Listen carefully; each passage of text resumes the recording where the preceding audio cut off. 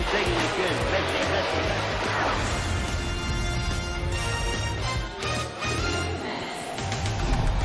At Citi Field in New York, the New York Mets play the Philadelphia Phillies in the first game of a doubleheader. New York Mets baseball on SNY is brought to you by Geico. Switch today and see all the ways you could save. By Citi, proud partner of the New York Mets. By Toyota, dear driver, hurry in and save. Toyota. By Chick-fil-A. Chick-fil-A is a proud partner of the New York Mets and SNY Play Ball. And by your local Ford stores for great deals on the full lineup of trucks and SUVs. Visit buyfordnow.com. And a pleasant good afternoon, everybody, and welcome to Citi Field. Gary Cohen, Ron Darling with you today as the Mets play a doubleheader against the Phillies, starting out a 4-game series against their division rivals. The Mets played 9 of their first 22 games this year against the Phillies. They were hard-fought affairs. The Mets had the upper hand, but they came with a lot of histrionics as well. Histrionics, you say? Well, these two teams have not loved each other over the last few years. Michael Conforto got drilled by Jose Alvarado. Dom Smith took exception to it. Alvarado took exception to that. More later. Jonathan Villar with a walk-off hit. And then when the teams got back together after some celebration, Alvarado got his revenge. He struck out Dom Smith, maybe woofed a little bit too much. And the bench is emptied. And it was on. Did I mention these two teams don't like each other very much? Rhys Hoskins hit what looked like a game-tying home run against Jeurys Familia, but it was ruled to have gone off the top railing of the fence, and Hoskins had to uncelebrate and go back to second base. And Familia was able to close out that game by striking out Bryce Harper. Drama indeed. Mets have taken 6 of 9 for the Phillies so far this year, and they open a 4-game series today. So what's next? You know what's funny, Gary? It's been chippy between the Mets and the Phillies, even when I played, and it just seemed like it always was a team that maybe one team was real good, one team wasn't very good, and they'd battle back and forth. When I look at the teams now, I think the roster construction, you're looking at a Mets team that looks like a stronger team. Better constructed, more bullpen, better starters, all of that. But the thing that you can't deny is the Phillies do have stars. They have Bryce Harper, they have Rhys Hoskins, they have JT Realmuto. So you never know what kind of game they can have within a game. But so far, these two teams have battled back and forth, and it looks like the Mets could really take advantage in their division with the Phillies. Phillies are without their middle infielders. Both Segura and Gregorius are out. The Mets, on the other hand, are getting their players back. Michael Conforto came back with a bang on Wednesday with a couple of hits. Mets and Phillies, twin bill, coming up, SNY.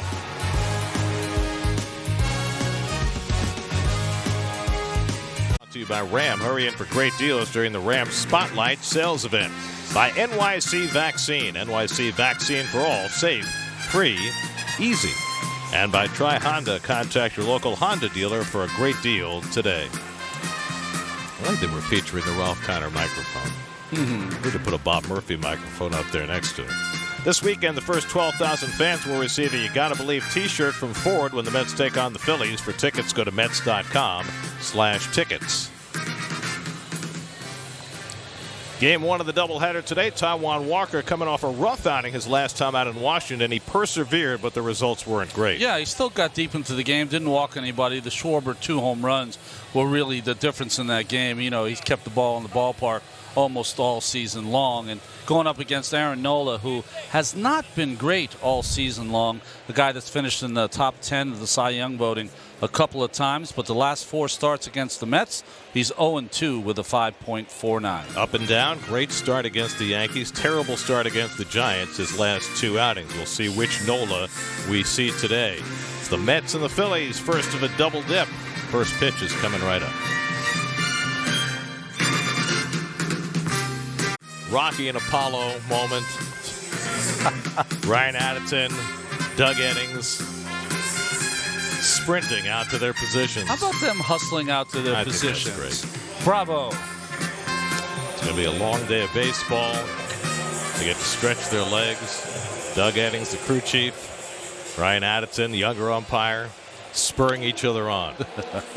Hyundai starting lineup for the Phillies, as we mentioned, no Segura, no Gregorius. So Ronald Torreyes, the former Yankee, is at shortstop. Nick Maton just recalled today at second base. Travis Jankowski, the Stony Brook University product, getting a chance to play some left field. And there is Taijuan Walker out for his 14th start. So Andrew McCutchen gets the first game off against Taijuan Walker. You see his Toyota numbers. Just a fantastic season going so far for Taijuan.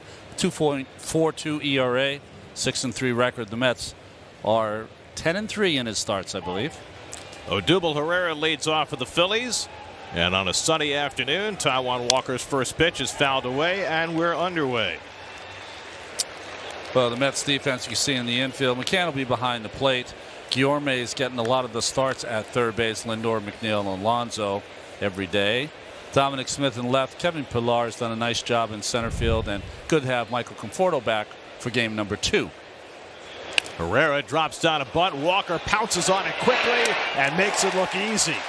He was breaking for the third base line before the contact and handled that as well as you can handle a bunt for the first out of the day. You got to have a feel in this sport, and Odubel Herrera really tipped his hand early.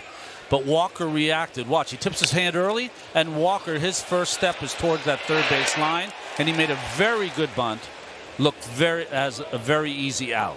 Plants that back foot, picks it up with the bare hand, throws a cutter to Alonso for an out. The Mets have some incredibly athletic pitchers. You know about DeGrom and his athleticism, about Stroman and his, but Walker also tremendous basketball player in his youth, and he is so quick for a big man. Here's Rhys Hoskins hitting second in the order. What do they call those things? Heart attack or heart breaks or whatever. We have to run from line to line and touch the line. That's the equivalent of a basketball drill right there. Suicide. Suicides. There you go. And Rhys Hoskins takes a slider off the plate, and it's 2-0. Hoskins has 8 home runs at Citi Field. He's got the third best home run rate of anybody who's ever played here, behind Pete Alonso and Giancarlo Stanton. Mets have the shift on against him, and Hoskins takes a knee-high fastball for a strike. When we saw Hoskins earlier this year, it was notable that he was being much less patient than in the past, and it's certainly reflected in his walk totals. He led the National League in walks 2 years ago with 116. And here we are almost halfway through the season, and he's drawn only 25 walks this year. But he already looks more patient in this at-bat. Since that 0 for 33 recently, last 6 games, 4 home runs, 2 doubles, and 8 RBI. He is such a streaky player. He is big time. We've seen him at his best and at his worst. He had good numbers against the Mets earlier this year. And Walker teases him with a slider. He won't bite, and it's 3-2. Bryce Harper waiting on deck. Phillies have lost 3 in a row, including a 2-game sweep at the hands of the Nationals. The last game, they blew a 4-run lead and a 5-run lead. And Hoskins goes down swinging. And Walker's got his first strikeout of the day. 2 up and 2 down. Good choice by Taijuan Walker. We've seen him in these first 12-13 starts. 3-2, he's been going with the fastball, but against Hoskins, he opts for the slider. So 2 out, and here's Harper. It's been an odd year for Bryce. He's been hurt. There's no question. He's had shoulder problems. He's had he got hit in the wrist by a pitch, a ball that also hit him in the face, and so he was slowed. He's still having a good year, but he hasn't put up big Bryce Harper numbers yet. 20 RBI is not a good year for Bryce Harper at this point. But his slugging percentage is .492, which is not bad, and he's been getting his hits lately. He hits this one in the air to left field, and in toward the line comes Dom Smith. And Taijuan Walker's got himself a 1-2-3 opening inning. Mets come to bat against Aaron Nola with no score. Same starting 8 that Luis Rojas ran out there on Wednesday against the Braves, and why not? The Mets put up 7 runs and 13 hits, ignited by Jeff McNeil and Michael Conforto, who make that lineup look awfully potent, where the Mets were struggling before their return. Well, you'll see the numbers, Land Rover numbers for Nola. What has happened to Aaron Nola and why he's been up and down? This young man, to me, had unbelievable command early in his career, the ability to throw the ball wherever he wanted to. That has been lacking this year, so he's been behind in a lot of counts. That's ended up with a lot of hits, and it's been a tough go so far. The defense behind him, JT Realmuto, the all-star behind the plate, Gold Glove, Bohm, Torreyes, Nick Maytone, and Hoskins at first base, Jankowski, Herrera, and Harper. Jeff McNeil leads off against Nola, who has struggled in the first inning, particularly this year. He's got a 7.20 ERA in the first, and he's given up 3 of his 12 home runs allowed in the first inning. McNeil 4 for 12 since coming off the injured list. And Jeff attacks the first one and pulls it down the line, but it hooks and goes foul.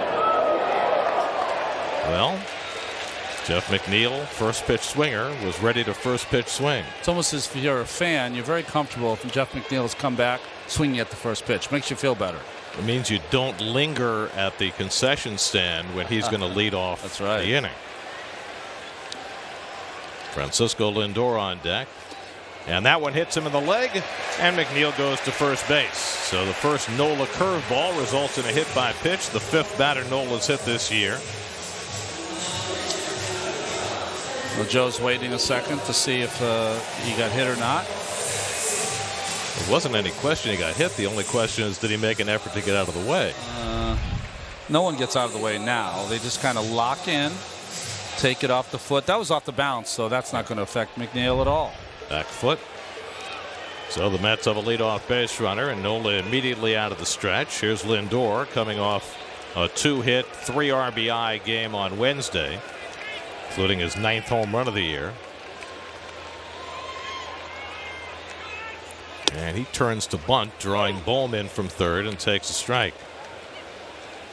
The Mets have seen Nola twice this year, and he really hasn't been himself in either one. The numbers are not horrible. The first time he faced them here, he threw 92 pitches in 4 innings, only allowed 1 run. That was when the Mets were having a devil of a time converting with runners in scoring position. The second outing, he gave up 3 runs in 5 innings and took a loss. That slashed the other way, and Lindor's got himself an extra base hit. McNeil on his way to third. Jankowski has trouble picking it up. McNeil will pull in at third base, and Lindor's got an opposite field double. And the Mets are out quickly against Aaron Nola. More like Lindor the last 27 games, leading off this one with a double down the line, hitting the ball where it's pitched. And let's watch McNeil after getting hit by the pitch. How is he getting around the bases? Not really hobbling. Not pushing it, coming back from the hamstring injury. And look at the contact. Down and away, waits a long time, hits it almost even with the plate, and that's why he hit it down the third base line.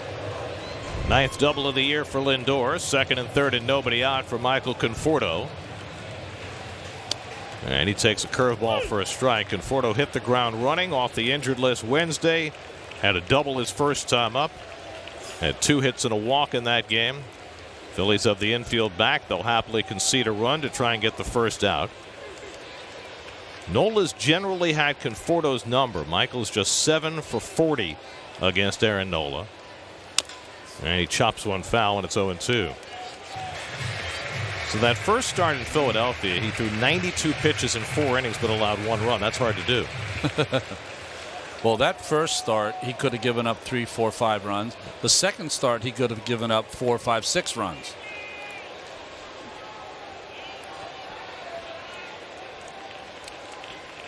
While he excelled in those games at putting down bigger threats, his numbers for the year with runners in scoring position are not good. Up and into Conforto. The opposition sitting .299 against Nola with runners in scoring position, and he comes off a start against the Giants in which he didn't get out of the 3rd inning. Gave up 6 runs and 6 hits in that start. Now the start before that, he faced the Yankees and went 7 2/3 scoreless. A lot of it has to do with his curveball, which has been mercurial this year.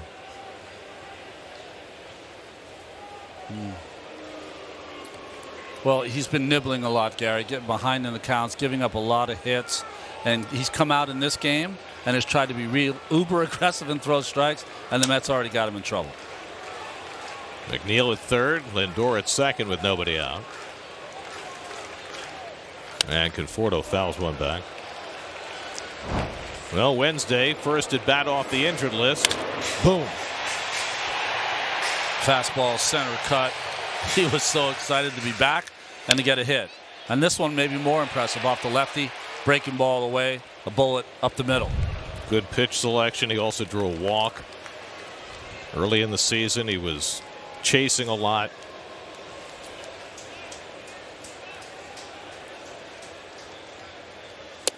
And he goes down swinging on the curveball, and Nola's got a strikeout for the first out.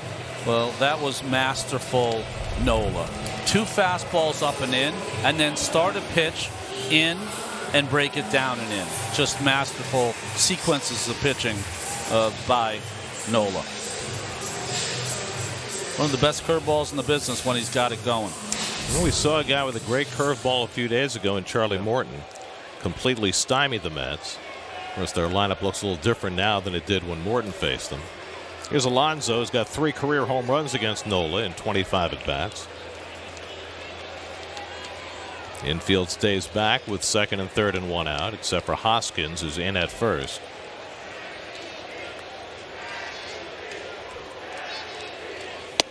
And a fastball crackles in for a strike to Alonso. No strikeouts on curveballs since the start of the 2019 season. All of those make sense. The only one, Herman Marquez, is a guy that doesn't get a lot of play around the league. Boy, he'd look good in a Mets uniform. Yes, he would. He's a big bulldog.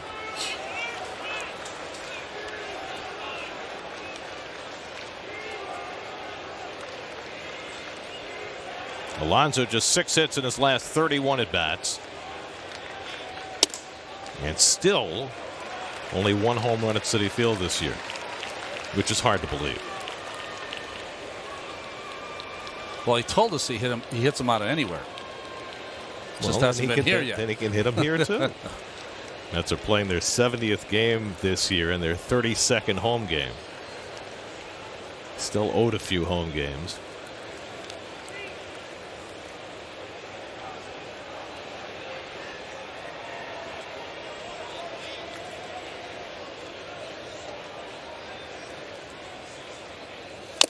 And Alonso just got a piece of that. 1-2. Would you consider Nola a power pitcher? No. No, of course not, right? So when I watch him pitch, he reminds me very eerily of 70s, 80s, 90s pitchers and how they used to pitch. I'm talking about Hershiser's and guys like that that had a purpose with every pitch, changed speeds on their breaking ball, and were more command-driven than power-driven. Now, they got a power guy on their staff. His name is Wheeler. Yeah, he's pretty good. He is good. We'll see Zach on Sunday. He and Jacob deGrom got together when they were doing their throwing in the outfield today and had themselves a long chat, reminiscing about their time together on the Mets staff. And Alonso takes changeup low and in, and it's 2-2.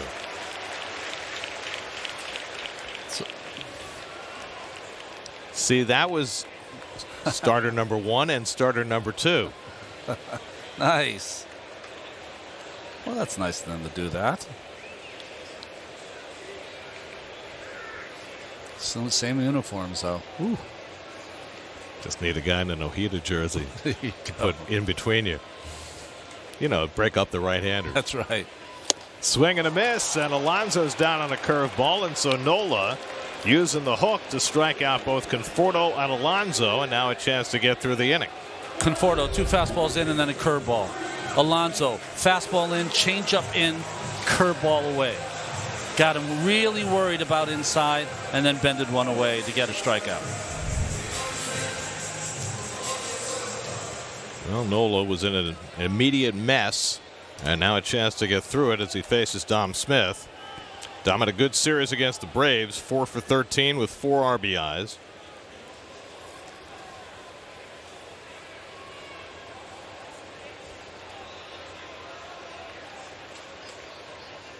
And he gets a first pitch curveball for a strike. So Nola, after hitting McNeil in the foot with a curveball, has had good command of that pitch going forward. So 15-mile-an-hour difference on his pitches. 10 between the fastball and changeup. 20 between the not 15, but sorry, between the curveball and fastball. And he gets ahead on Dom with the curveball, and it's 0-2. Well, we saw this the other night with the Mets trying to hit against Charlie Morton's curveball. And you know that the Phillies and Nola got that scorebook and got that blueprint for success and are going to try to implement it today. And that's been true with Dom really going back to the start of this season. A guy who was a great breaking ball hitter last year has had trouble with the curve this year.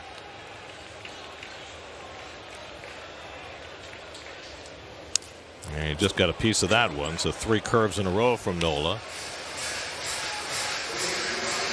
And I don't know how you account for that, a guy being a great breaking ball hitter one year and then going completely the other way the next year. Yeah, 17 has to be here to tell me that. I don't know. You would think that when you see a hitter who's a good breaking ball hitter, he's a good breaking ball hitter forever, or it seems like that. Does that just mean that they're not throwing breaking balls in the strike zone as much to him and he's chasing? Yeah, that could be a part of it.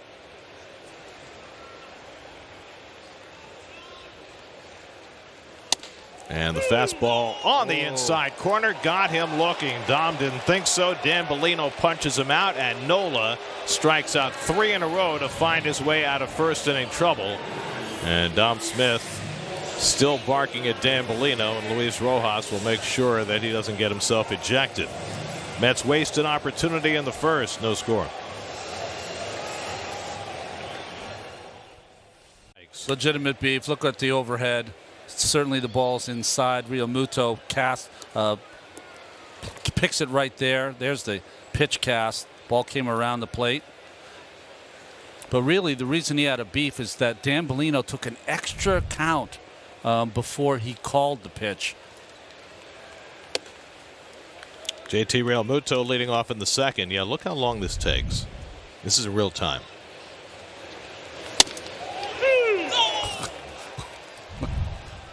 That's just that's a half a beat too long for a hitter. 1-1 to Real Muto, is having another terrific year. 383 on base percentage. You know how you can tell Real Muto's value? It's his 3rd year with the Phillies. Yeah. Their record in games where he starts and their record in games where he doesn't start. In the 3 years, they're 8 games over 500 when he starts, 15 games under 500 when he doesn't. Just does so many things well, defensively and offensively. Pops this one up, and Alonso will call for it. 1 out.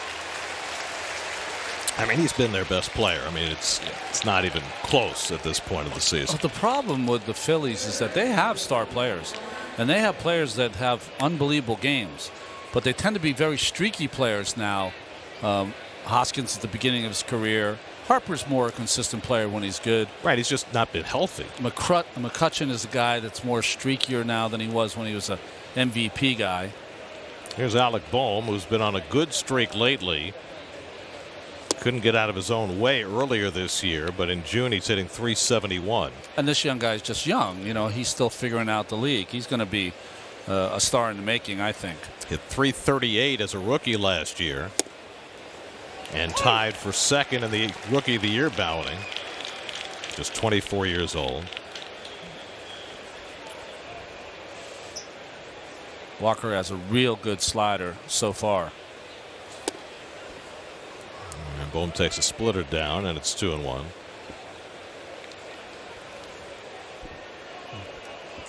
Alec Boehm, 2nd in the major leagues in percentage of hits to the opposite field, and he tries to go the other way and fouls one back. 2-2.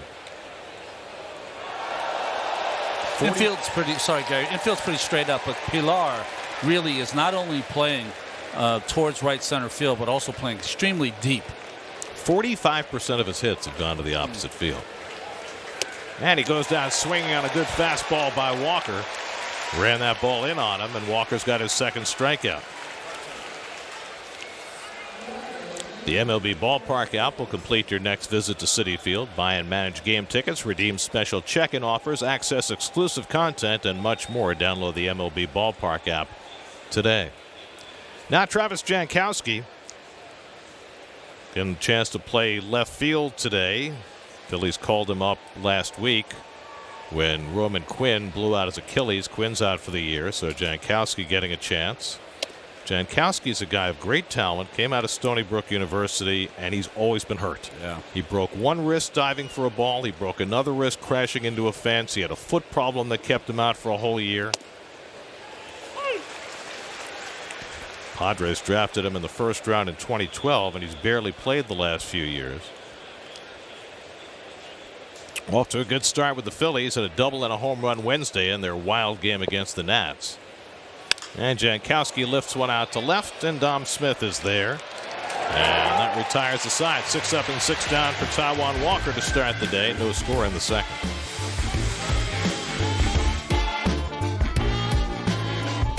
Tonight's City Community Home Runs fan of the game is Alessandro from Discovery Bay, California. Nice. Go to sny.tv/CHR to enter. Where is Discovery Bay? It's about 25 miles south of San Francisco. Beautiful area. Sounds beautiful. Oh, it's. Well, Aaron Nola pulled an escape job in the first inning. Mets had second and third and nobody out. He struck out Conforto, Alonso, and Smith. He gets James McCann to start the home second. And a first pitch curveball in for a strike. And I think we know the game plan now for Aaron Nola. This year he's thrown his curveball 27% of the time. It might approach 50% today the way things are going. McCann had a double and an RBI in the game on Wednesday. And a check swing foul back into the screen, 0-2. McCann, Pilar, and Guillorme 6, 7, and 8 in the Mets order against Nola, who somehow only threw 18 pitches in that first inning. Seemed like he was out there for a long time. He made him precise, right? You know, I had the wrong bay. Discovery Bay is in Contra Costa County, so it's like 60 miles northeast of San Francisco. Bad call on me, guys. I'm sure there's water involved. It's Discovery Bay. Well, there's a lot of interlocking lakes and rivers there, so Right. that's what it's part of. I mean, they could have a professional sports franchise there. Green, Tampa, Discovery. That's right. Bay. That's right. Yeah, Green Bay, there's a lot of water. Is the 1-2 coming? And that strike three called. McCann knew it. He got caught looking on a fastball, and that's 4 straight strikeouts now for Nola. If you get into a guessing game with Nola, you're going to be in trouble. He's one of the more intelligent pitchers. See the StatCast pitch usage for Aaron Nola across the board. More four-seamers, fewer sinkers, and that's reflected in his ground ball numbers. That's right. His ground ball numbers have gone way down. I mean, he was consistently 48, 49, 50% ground balls throughout his career. Dropped to 41% this year, but that makes sense, right, if he's throwing his two-seamer less. Yeah, and maybe he's not happy with the ground balls that don't turn into outs. Well, there is that, too. This Philly team is definitely challenged in that area. Kevin Pillar fouls back a fastball. I mean, if you look at the numbers of defensive runs saved, the Phillies are at minus 37 defensive runs saved, which is dead last in the major leagues. Now, part of it is they've been missing their middle infield for a good chunk of the year. Gene Segura's been on the injured list twice. Didi Gregorius has been battling an elbow injury, but even when they were healthy, their defense was not at the top of the list. Pillar tried to wait on that curveball and fouled it off, 0-2.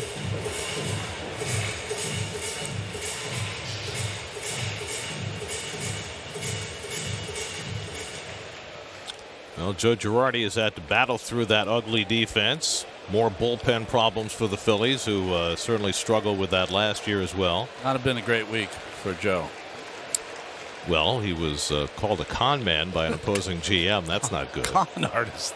I mean, 1-2 to Pillar. Although Mike Rizzo did sort of apologize the next day. he did? Sort of. Okay.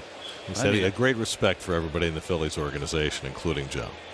I know Mike Rizzo. He's not prone to apologize. He's not the big walkbacker. No. Usually sticks to his guns.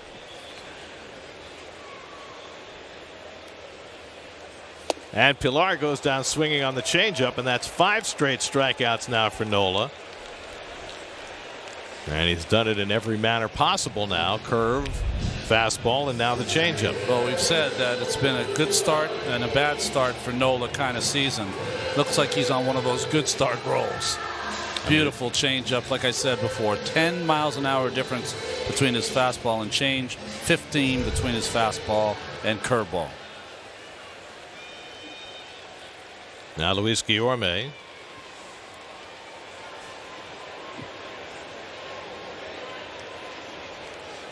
Guillorme 2 for 3 on Wednesday. And he takes a strike. Jonathan Villar is still iffy after tweaking his calf last week, so he has sat now for the last 3 games. The concern they have about Villar's calf is as much about the hamstring in the same leg that he hurt a couple of weeks earlier. We want to make sure that's strong as well as the calf. But they have not placed Villar on the injured list, so the Mets continue to play a little short on the bench. Also, part of Villar's strength is his speed. Good shot there. Worth noting, as long as we're talking about Mets third baseman, that the Mets today placed J.D. Davis on the 60-day injured list. Now, that doesn't really have much of an effect because it just means that he can't return before July 1st, and he wasn't returning before July 1st anyway. Just need a roster spot, right? The reason they needed a roster spot is that they claimed Chance Sisco from the Baltimore Orioles, a catcher who will send to AAA. Needed a 40-man space for him. And a curveball in for a strike to Guillorme, 2-2. So the Mets needed a little catching depth. Remember, they have Tomas Nido on the injured list right now. Patrick Mazeika is serving as the backup to James McCann.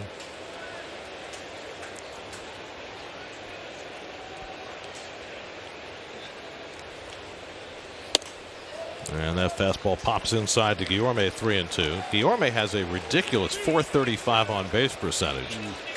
He's been walking a ton. He's only had 48 official at bats this year. Talk about on base percentage. Nimmo's on his way back, right? Should be back Monday or Tuesday. That looks like the plan. Want to make sure that hand is fully healed. And a curveball strikes out Guillorme, and that's 6 in a row for Nola, which matches his career best. No score after 2. Nationals have been the hottest team after they beat the Marlins last night. They've now won 10 of their last 11 with the hottest hitter on the planet, Kyle Schwarber. 8 home runs in his last 5 games, 12 in his last 13 games. The Mets certainly had a piece of that. Phillies have lost 6 of their last 8 after the Nats came from behind 3 times in that game on Wednesday. Starlin Castro wound up with the game-winning hit in the 9th. Oh, TOG, serious. Well, 25 runs. I mean, that's a legitimate .419, right? We'd see 3.5-hour games with their 6 hits. What was our game on Wednesday night? It seemed like it was 3:42. Okay. I just remember when I got home, the West Coast game was almost done. By the way, speaking of West Coast, Arizona at San Diego tonight. Oh. 23-game road losing streak on the line. Ronald Torreyes leads off and takes a strike from Taijuan Walker. Torreyes, the former Yankee, a big favorite of Joe Girardi. He had a very good year in 2017 playing for Girardi. Got to play a lot that year and hit .292. And now with the absence of Didi Gregorius, Torreyes getting more and more playing time at short. He's a pesky little player. Takes a lot of pitches, hits the ball to right, makes every play to him. He's listed at 5'8", but he says he's only 5'6". And Walker blows him away with a high fastball. That's the 3rd strikeout for Taijuan, who has set down the first 7. What made his time with the Yankees in that uniform even more fun as he swings at this pitch up and in, beats him badly, is that he was there when Aaron Judge came on the scene. So to see those 2 players juxtaposed next to each other was hilarious. Kind of like when Judge and Altuve battled for the MVP and they stood side by side. Here's Nick Maton, who was just recalled today. Maton grounds the first pitch he sees out to McNeil, and that's the 2nd out. 8 up and 8 down for Walker. Drive around the majors brought to you by Audi. Streaking and struggling. Well, we mentioned the Diamondbacks. Whew. 6-42 over the last 48 games. The Dodgers got no hit last night by 4 Cubs pitchers. We'll talk about that in a moment. The Astros have scored 91 runs in their 11-game winning streak without trash cans or anything. And the Padres have won 7 straight, including a sweep of the Dodgers. Aaron Nola takes a strike. So they took out Zach Davies after 6 innings. He's never had a complete game in his career. They went to Ryan Tepera, and they went to Andrew Chafin, and finally to Craig Kimbrell, and they finished off the 7th no-hitter in the majors. And after the game, all 3 of the relievers said they had no idea it was a no-hitter. Oh, my God. When it was over, Wilson Contreras went out to hug Craig Kimbrell, and Kimbrell's like, what are you doing? Yeah, I know they're the World Series champs, but what's the big deal? Had no idea. They said that from where they were sitting in the bullpen on the Dodger Stadium scoreboard, they could not see the runs, hits, and errors total, so they just didn't know. That's drilled to left by Nola. Back goes Smith, and it's off the wall. Dom plays the carom well, and he'll hold Nola to a single. Aaron Nola, not known for his bat, a lifetime .082 hitter, and he nearly got his first big league home run. He settles for a very long single. The first base runner of the day for the Phils. Center cut, and right on it was Nola. I thought it had a chance when it left the bat. Just didn't stay in the air long enough, and great play by Dom, playing it on one carom. Gets it in quickly. And Nola thought, okay, it's not going to go out. I'll get 2. And the play by Smith stopped him at 1. Wow. He would have been able to text his brother Austin and everything. Hey, I got one. Austin, of course, a catcher for the Padres. Well, Walker. Come on. Gives up his first base runner of the day. Takes the pressure off. No hit bid. Odubel Herrera tried to bunt his way on, and Walker threw him out first time up, and Herrera fouls it back. Odubel Herrera was like the last choice for the Phillies. Remember, he was suspended in 2019 for violating MLB's domestic violence policy, and the only reason that he was brought to spring training this year is because he was still under contract. They had no intention of bringing him to the big leagues. But after Adam Hazley didn't work out and Roman Quinn got hurt, he was the last guy standing, and now he's their everyday center fielder again. And he's done okay. It's like they brought him in because, oh, well, we're paying him. Right. I mean, he's making his 47th start now. Wasn't called up until late April after everybody else flamed out. Herrera's 29 years old. He's been a good player, .275 career hitter. Somewhat mercurial defensively. And Walker picks off the inside corner for strike 3 call. Taiwan's got 4 strikeouts in 3 scoreless innings.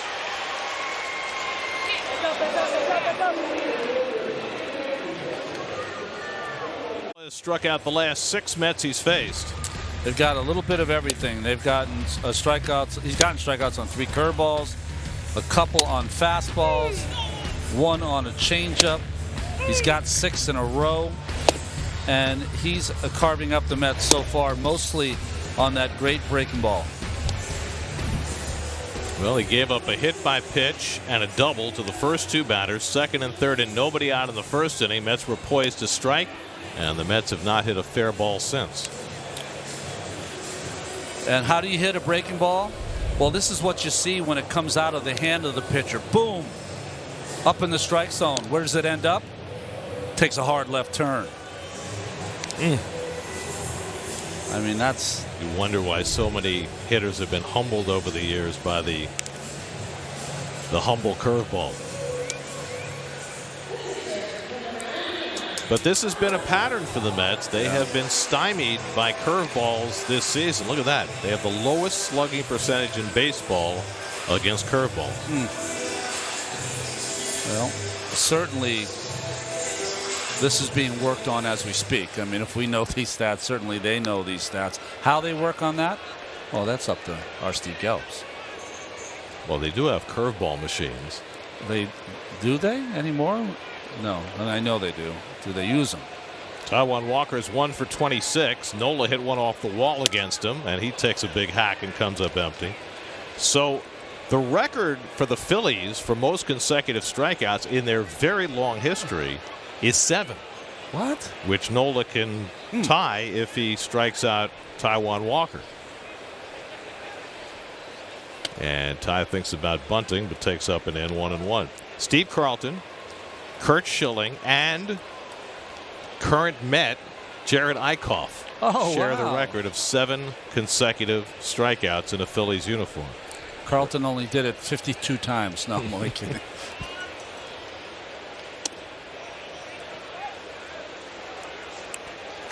Earlier this year, there was a game where Walker was not allowed to swing the bat because he was dealing with some physical issues.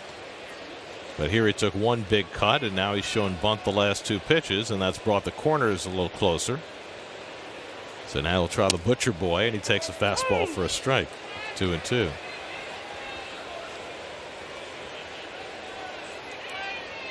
Jeff McNeil on deck, then Francisco Lindor. Don't forget this is a 7-inning game. First of a doubleheader. David Peterson pitches the nightcap for the Mets against the lefty Matt Moore. And that's a little high, and now a full count. He's missed like 3 pitches in this at bat.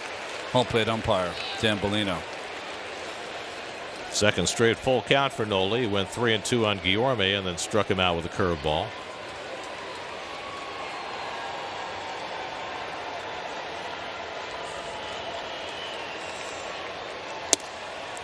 And Walker is caught looking, and with that, Nola has struck out 7 straight and tied a Phillies club record.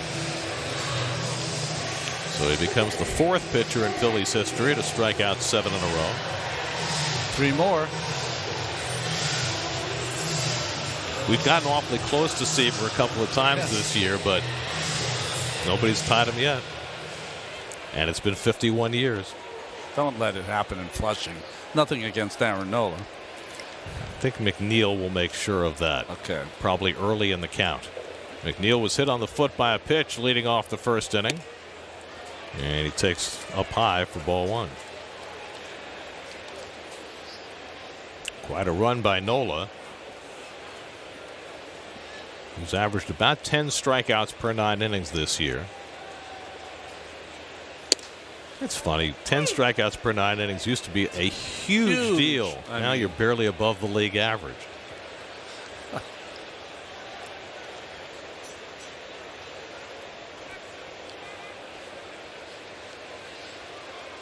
And McNeil swings over a changeup, and it's 1-2. Boy, fastball in, changeup in. Combination from Nola. Bat way ahead of that ball. Francisco Lindor on deck. Nola on a roll.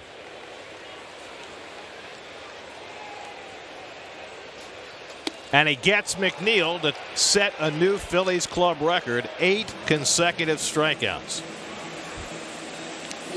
Now it gets interesting. I thought when I saw the swing that it was a changeup, but it wasn't. It just wasn't a great fastball at 91 miles an hour that McNeil swings through. He has varied speeds on his fastball between 90 and 95 early in this game. So 8 consecutive strikeouts for Aaron Nola, and now Lindor, who has the only hit in this game for the Mets, an opposite field double in the first. And he gets a fastball in the corner for a strike. I mean, he's just precise with everything he's throwing right now. Muto, like in a rocking chair behind there. Could throw it in a tin cup if he wanted to. You know, the Phillies have been around for a long time. I know. You set a franchise record for the Phillies. You know, it's not like setting a franchise record for the Diamondbacks. Yeah, you're like pouncing on the graves of thousands. And that curveball has Lindor flailing, and it's 0-2. I mean, think about Art Mahaffey and Robin Roberts and Steve Carlton and all the greats who have pitched for the Phillies. And last year was Nola's best strikeout season. He finished 7th in the Cy Young balloting last year. Of course, his best season came in 2018 when he finished 3rd behind DeGrom in the balloting.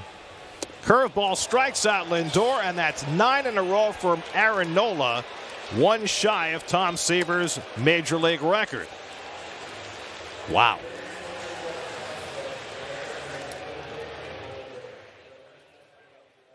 Williamson and Ian Begley discussed Tom Thibodeau's growth and philosophy as a coach and why he's now at the cutting edge of basketball analytics on the latest episode of SNY.TV's digital series, The Putback with Ian Begley.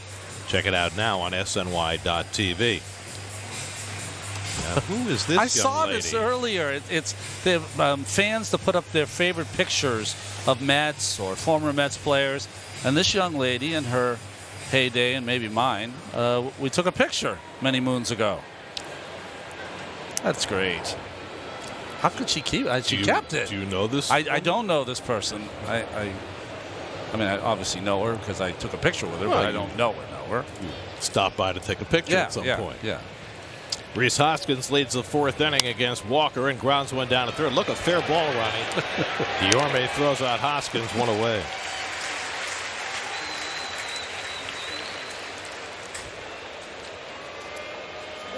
Well, apparently this woman who showed your picture is very friendly because she's offering our cameraman Dave Chesney some cookies. And he blew her off? Well, he's been very much in his fighting trim. Listen, someone offers you cookies, you take the cookies. You don't have to eat the cookies, but if they offer you the cookies, you got to take the cookies. I mean, that's a sweet gesture, isn't it? Come on, Dave. Ronnie's shaming Dave. Have a feel. Have a little feel. You're not shaming him for his hat. Look You're shaming him for turning down cookies. Look at how depressed she is now for the rest of the doubleheader.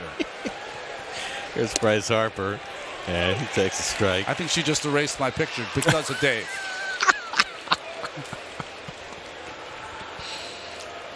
Her new picture is one of Dave shaking his head. That's right. With his safari hat.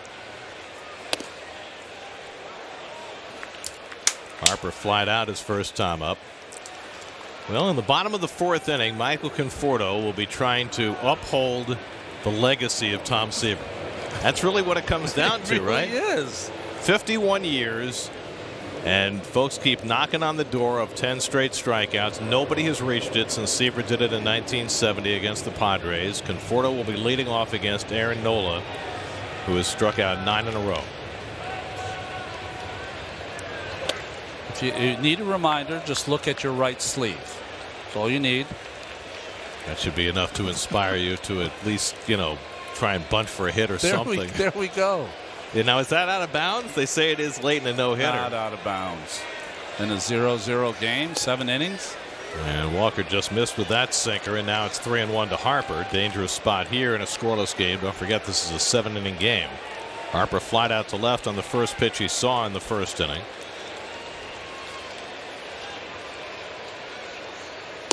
And he takes a strike.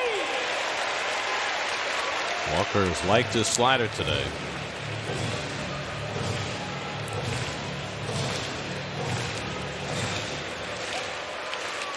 People are talking to him, Ronnie. They should not be talking to him. Swing and a miss, and Harper's down on strikes. Good running fastball by Walker. And he's got his 5th strikeout of the day. It's been a K festival.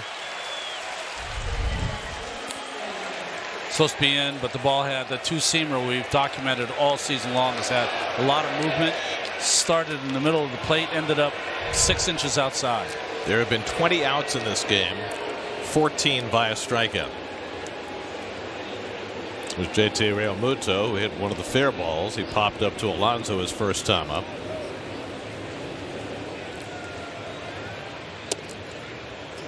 Walker's allowed just 1 base runner, and that was the single off the wall from Nola in the 3rd inning. Your Spectrum Mobile high-speed pitch is a tie, and so is the game.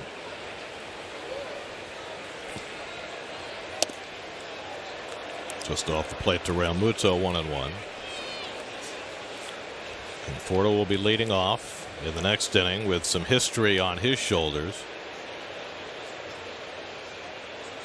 Nola is the 2nd pitcher this year to strike out 9 in a row. The other, of course, was Jacob deGrom against the Rockies in April.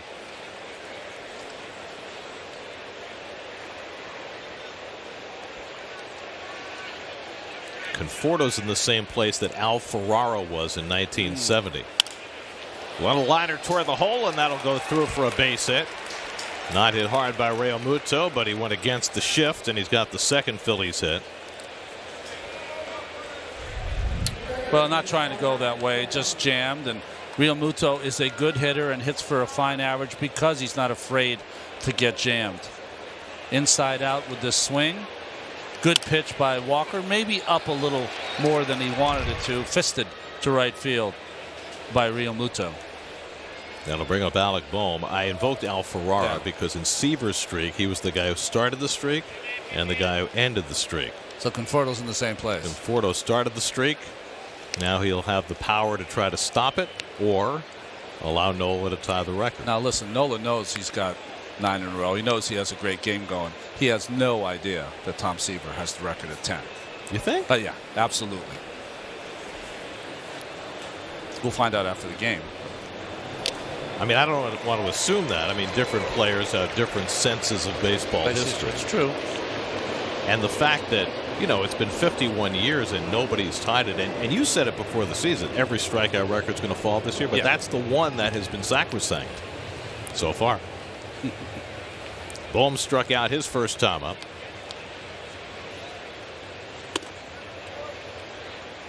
Boehm having a much better month of June. Hitting over 370. And the RISP is something that he was great at last year in the short season. Had a 4-hit game Wednesday in that wild affair against the Nats. There goes Real Muto. It's grounded down to third, and Guillorme will take care of it to end the inning. Halfway through. History on the line. No score.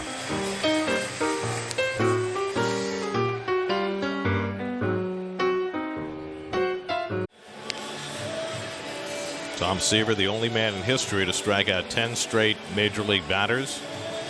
And now Aaron Nola has a chance to tie that record as he faces Michael Conforto leading off in the home 4th inning. Conforto started the streak by striking out with runners at second and third in the first inning.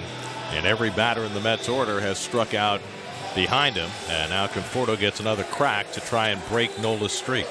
It was a good curveball that got Conforto to start this streak for Nola.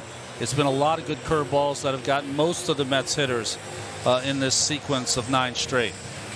DeGrom struck out 9 in a row earlier this year. Couldn't get a 10th. Seaver's record has survived for 51 years through the proliferation of strikeouts throughout the game. And now Nola has a chance to tie it.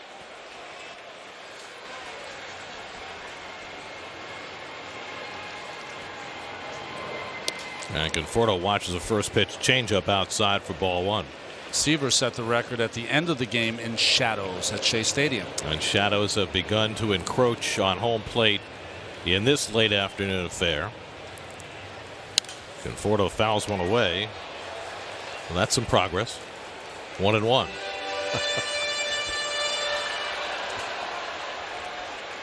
Yeah, that game against the Padres in 1970 was a 2 o'clock start in April. So the last couple of innings, the shadows were a big factor. And now it's 1-2 to Conforto, and Nola is right on the edge. I'd like to know what the time was, Eastern Standard Time, when he struck out that 10th in a row in a 2 o'clock game. Games went quicker in those days. Probably early in the 4 o'clock hour, I would think. 2 o'clock starts in those days. 1-2 to Conforto. And Nola misses with the curveball.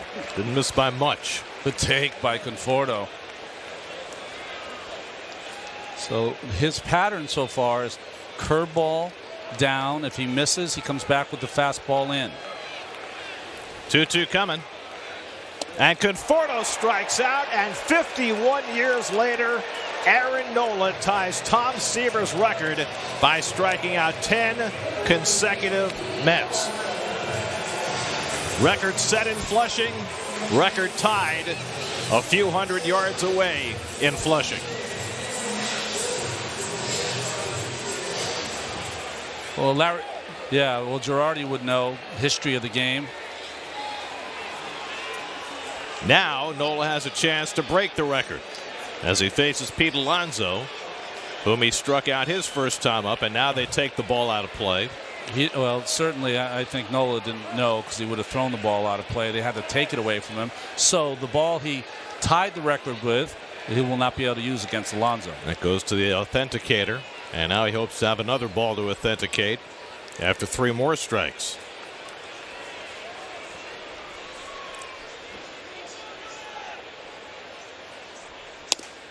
And a fastball on the corner for a strike, 0-1. Well, I thought he'd come back with fastball in. Looked like maybe a changeup or a two-seamer. The swing looked like it was against the changeup.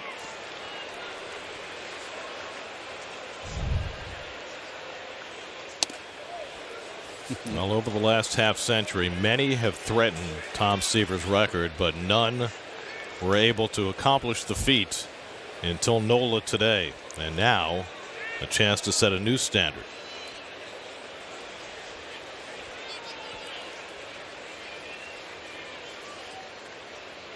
And Alonso bounces one foul, and now it's 1-2.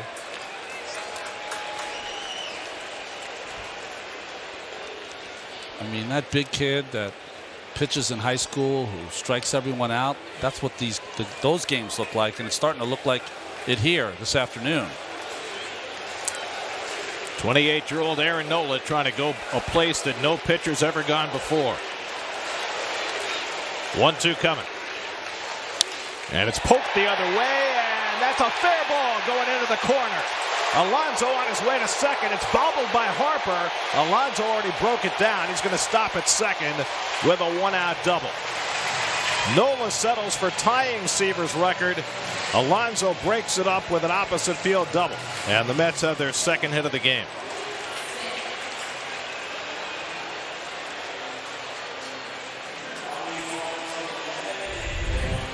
You thought he'd come back with the breaking ball that he struck him out before, but tried to get him on the fastball. Good pitch, down, 2-strike hitting by Pete, just flicks at it and keeps it fair. So Tom has company. Seaver, Nola tied in the record books. Now the Mets trying to untie this game. Alonso at second and 1 out for Dom Smith. And that fastball runs inside, ball 1. Dom took a call, third strike his first time up. Conforto the first and last of Nola's 10 straight strikeouts, with everybody else in the lineup striking out in between. So now the Mets trying to get a lead here in the 4th. And that one runs inside, 2-0. James McCann on deck. Mets had second and third and nobody out in the first inning after a hit batsman and a Lindor double. And that's when Nola's streak began, kept the Mets off the board in that inning. So the Mets were 0 for 3 with runners in scoring position. Curveball here, 2-0. Yes, indeed. When you have a tie game and you only have a 7-inning game, and I know you're in the 4th, but you do have a base open, so you're going to be very careful against one of the Mets' best hitters. Well, especially with 2 right-hand hitters to follow. Although this year the righties are actually hitting better against Nola than the lefties. It's hard to figure. And there's a good changeup, and now it's 2-2. So curveball, 2-0, changeup, 2-1. So now Dom has opened himself back to the fastball in for paint, curveball in the dirt, or double up on the change. Lots of ways for Nola to go.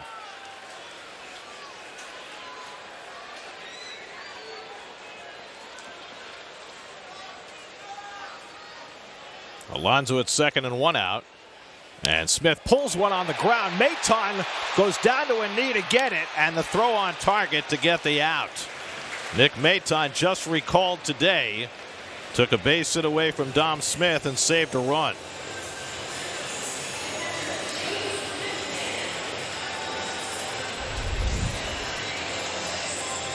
Thought this was a base hit when it left. It was the first real hanger that Nola threw with his curveball. But Maton made a fine play. See, he dove for it. He had the play, just really wanted the cushion before he threw the ball on the first. So 2 out. Alonso now at third, and it's left to James McCann. By the way, Nola became the 9th pitcher to get to 9 in a row, including Seaver, but the only one other than Seaver to get to 10 strikeouts in a row. McCann struck out looking his first time up, and he pounds one foul off his foot. 0-1. Nobody had ever struck out 9 in a row until Seaver did it. Yeah. The other 8, including Nola, all came after. So that means the record was threatened on 7 other occasions, including DeGrom earlier this year, but Nola was the only one to equal it. And that will be a headline unless the Mets can beat them today. And then that becomes the headline. That's right. McCann waving at the curveball, and it's 0-2. Nola has the ball on a string today. 19th time in his career he's struck out 10 or more. His career high is 12. And here he is with 10 in the 4th inning. Alonso at third with 2 out. And McCann takes up and away. 1-2. Shadow's really an issue right now. Nola in sunlight. The shadow of the light stanchion covering the grass between the mound and home plate, and a little sliver of sunshine where McCann is. Was that a setup pitch? Last time McCann was up, he struck him out on a fastball in. Previous pitch, fastball up and away. Realmuto moves away, and the curveball misses, and now it's 2-2.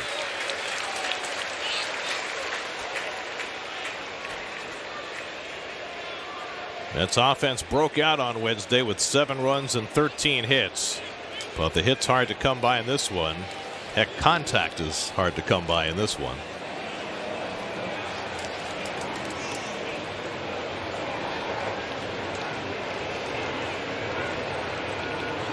Two from Nola to McCann. And James bounces one foul on that fastball running in.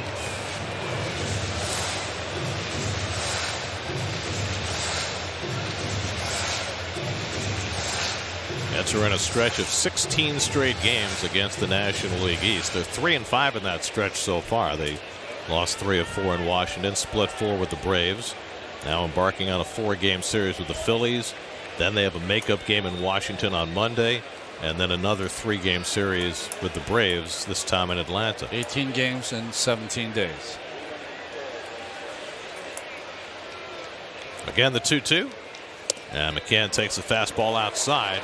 This is as good an at bat as anybody's had against Nola today.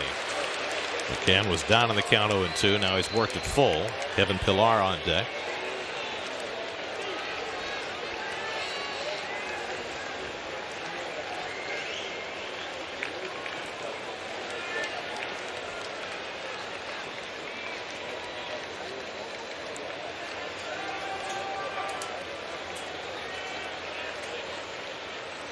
Now the 3-2. And McCann goes down on the changeup, and that is 11 strikeouts for Aaron Nola, including 10 in a row to tie Tom Seaver's major league record. He strands Alonso at third to keep the game scoreless.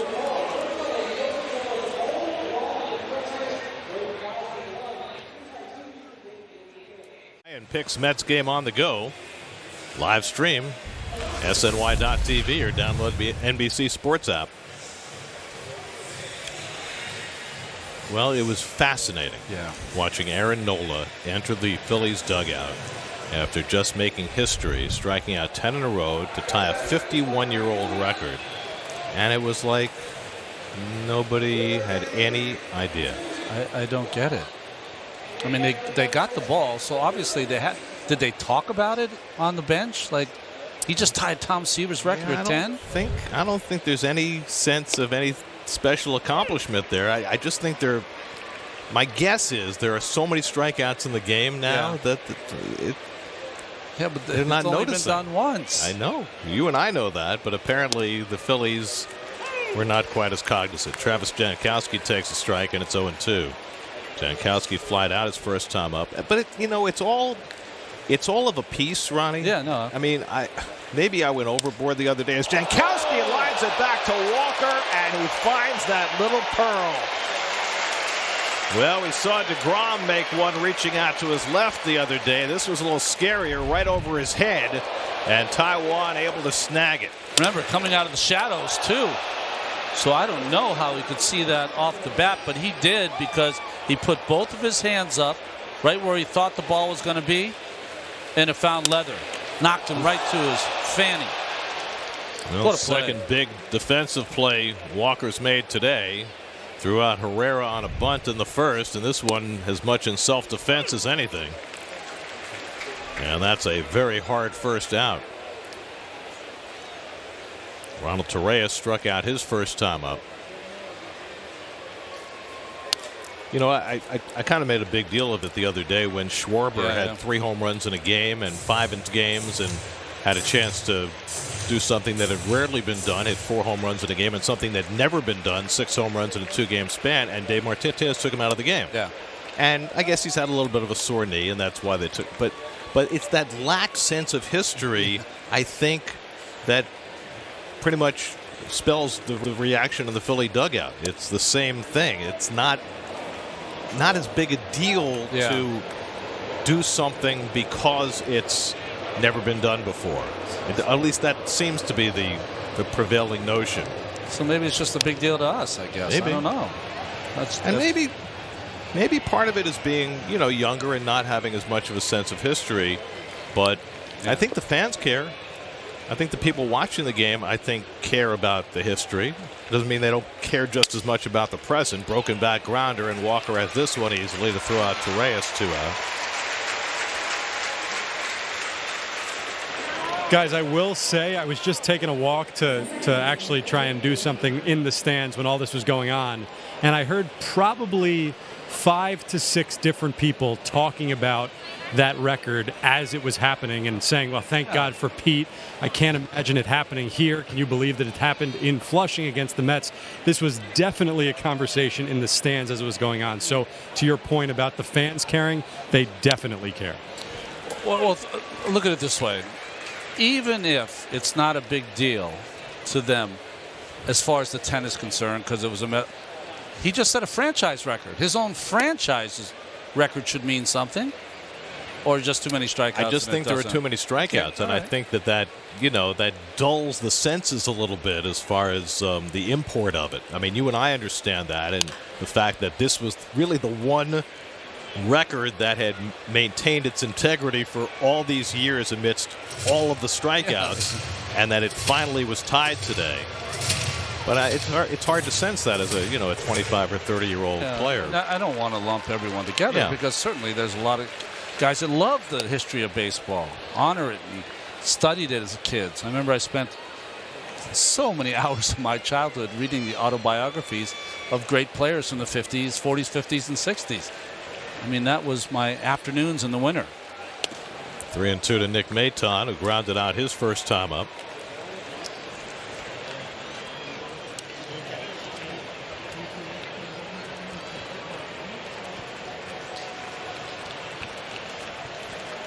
Three-two coming, and Maton is on with the first walk on either side today. Comes with 2 out in the 5th, and will bring Nola to the plate.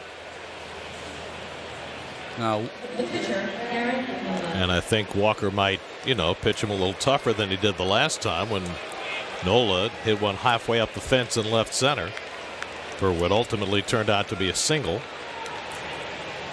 I was just wondering, would it be appropriate, maybe it's not, to have that on the board when Nola came to the plate? That last inning he had tied the record. Maybe not. Well, it might not be I appropriate. don't know whether they're into acknowledging opponents' feats. Yeah. I know there was a day when they would have, but I don't know if that's the case now.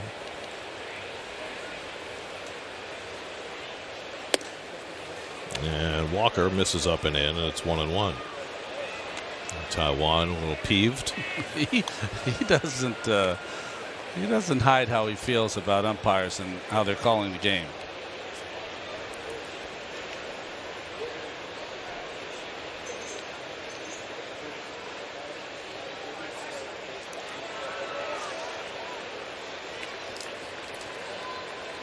usually in these circumstances, absolutely less than 0% chance the runner on first is going to be running. So you can't get thrown out with the pitcher up. And Nola drives this one to right center field, and that ball is one hop up against the wall. And that'll bring in the first run as Maton scores from first on a double by Aaron Nola. Have yourself a day. Nola came into the day as a lifetime .082 hitter, and now not only has he tied Tom Seaver's consecutive strikeout record, he's got a single and now an RBI double.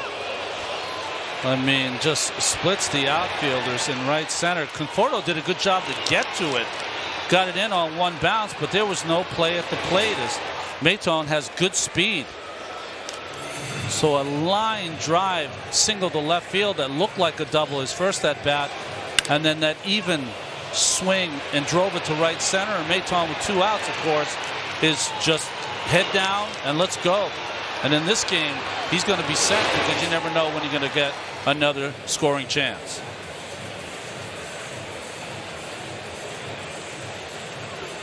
Well, it was 50 years ago this week that Rick Wise threw a no-hitter in Cincinnati and hit 2 home runs, the only player ever to do that. And now Nola could become the only guy to strike out 10 in a row and drive in the only run of the game.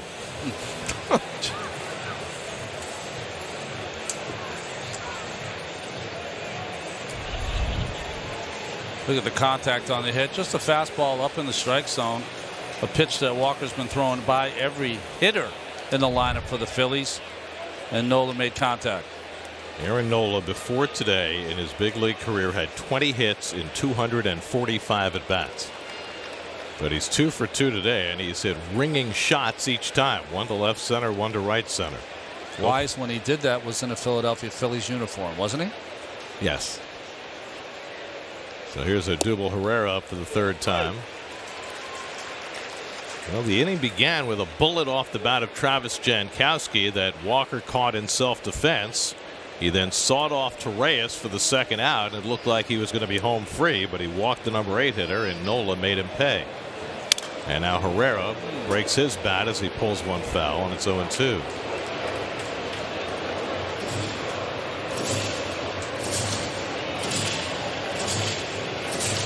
You know, it all goes down to this. You come to the ballpark and you just never know what you're going to see. And you always think, wow, you might see something special today. But you never know what that thing might be. That's why you and I love doing this job, right? Because every day is different. It is.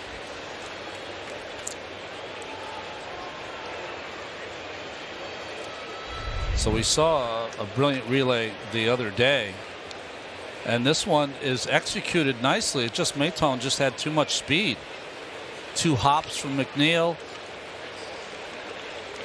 Yeah, no hesitation by Dusty Wathan sending him home. Yep. He's going to score all the way.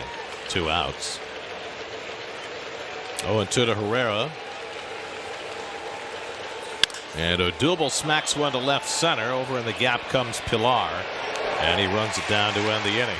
But the Phillies strike first. Aaron Nola having himself an historic day. He's got a 1-0 lead. There's your city line score. 7-inning game. First game of a doubleheader. And now Aaron Nola, having supplied himself with the lead, will set about trying to hold it. Time for your Mike's Hard Lemonade hard play. Well, it started with runners on 2nd and 3rd in the first inning and nobody out. Conforto strikes out on the curveball, as does Alonso, and then a painted fastball to Dominic Smith. Inside to McCann, another changeup to Pilar, swinging over the curveball once again. Walker, the pitcher, goes down easily. McNeil, not so easily. And then a couple more curveballs and changeups, and that was enough. He's gotten 12 outs in this game so far, 11 by a strikeout. 51 years, 2 months, and 3 days after Tom Seaver struck out the last 10 against the Padres, Nola gets his first 10 outs on strikeouts. Several hundred yards away from where Seaver accomplished his feat. Amazing. Well, after getting a hit and running the bases and all of that, we know this person knows what just happened because they're keeping score. He's got his forward Ks. He's got his backwards Ks. Nice job. Uses pencil. So he gets the bottom of the order, which is a help for Nola, you would think. You never know. Yeah. It wasn't a help for Walker. That's right. Kevin Pillar struck out his first time up. Then Guillorme and then Walker. Let's get the bullpen going. Remember, this is only a 7-inning game. So they might need to pinch hit for Walker in the 5th inning. Pillar had one of those series against the Braves where it seemed like he was hitting the ball hard every time up into an out. He went 1 for 14 with every manner of line drive. I think it's very hard for a hitter, Gary, when you're taking the approach you want to, but you're 1 for 14. You have to tell yourself, don't change a thing. My game is good. Seth Lugo, Miguel Castro, both up.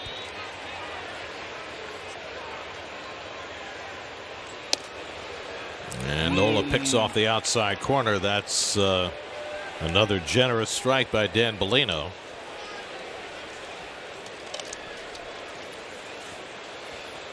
Nola 11 strikeouts for the day, 1 shy of his career high.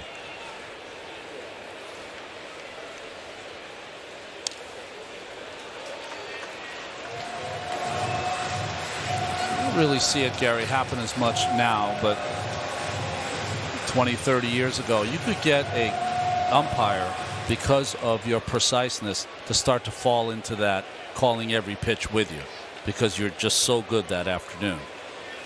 The way the umpires are rated now, can't do it. To their detriment if they do that. Pillar lays off the changeup, and it's 2-2. Now Nola coming off a start last Saturday in San Francisco where he got knocked out in the 3rd inning and gave up 6 runs, including a couple of home runs, which have really been his bugaboo this year. 12 home runs allowed. But very different kind of day today. Off the fist, a little pop-up, and in comes Bohm, and he dropped the ball! And Pillar is safe. What is going on? Bohm nonchalanting that little bloop. And it cost him. Bohm has had a dreadful year at third base. And that error gives the Mets life in the 5th inning. Well, Nola should have known this is his game and to catch everything also. I mean, what are we doing? Good start for the Mets. I mean, how do you not catch that ball, Ronnie? I have no way to analyze that play. That's just, if you were in Senior League or American Legion, they take you out of the game. Well, we mentioned the Phillies dead last in the majors in defensive runs saved. Bohm has been a big piece of that. That's his 10th error of the year. So the Mets have the tying run aboard with nobody out for Guillorme.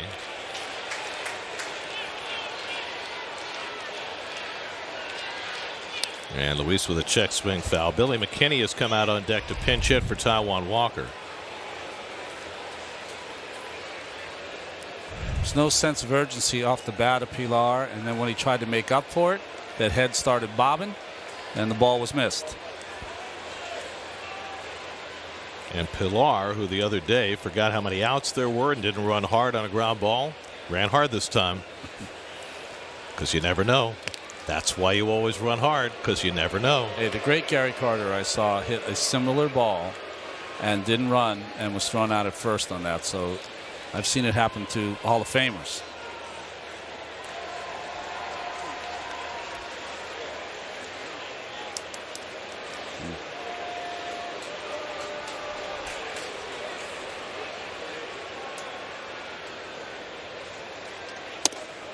Yeah, he picks off the inside corner, and it's 0-2.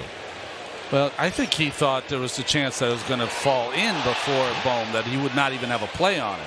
So either way, he ran, which was the right thing to do, because you never know. And they forgot the mask until there were 2 strikes. Now he's got the mask, ready to go. Need a mask coach.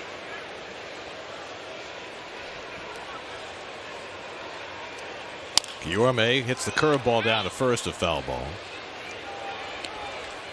Mets haven't made contact on a lot of curveballs today. I mean, it's really telling, because what's going to happen, and we showed that slugging percentage in the mid 200s against the curveball. That's all they're going to see for the next week. Well, I mean, the Braves have already announced they're giving Charlie Morton an extra day so he can pitch against the Mets on Tuesday. Why not?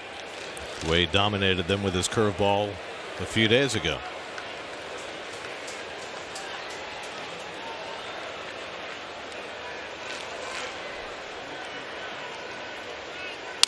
That's it slowly down to Hoskins. Goes for the lead man, and he's out. Torreyes able to stay on the bag on a little bit of an offbeat throw by Hoskins, and they get the first out. Well, fielded correctly, but the throw sailed a little bit on Torreyes, and great job not only to make the catch. Now, we talked about diminutive Torreyes, stays on the bag and makes the play. Outstanding. Second base umpire Doug Eddings right on top of it to make sure that that foot stayed on. That's a play, Gary, that Torreyes is able to make because the rules of the game have changed. That would have been a place a shortstop would not have put himself, because the runner would have been sliding right between his legs. It would have been a frightening play at second. Which, by the way, you can still, I mean, if his foot's on the bag, you can slide at his foot as long as you can get to the bag. I totally agree with that. It's just, that's not your first thought, is going to the runner. It's funny, he had to keep his foot on the bag instead of ripping it off because he was so extended. There's no place to go. So now Billy McKinney batting for Taijuan Walker. So Walker's out after giving up just a run and 3 hits over 5 innings. McKinney trying to fight out of an 0 for 16 skid. Tying run at first, and a curveball in for a strike.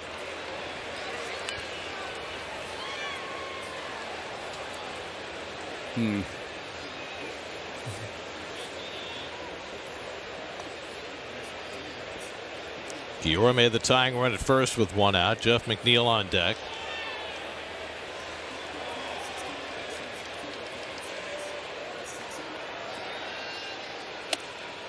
McKinney got off to a great start after the Mets picked him up from Milwaukee. Rang out a whole bunch of extra base hits, but it's been a little tougher the last couple of weeks. And now relegated to being a bench player with Conforto's return. Trying to get the Mets a big hit in a big spot in the 5th inning of this 7-inning game.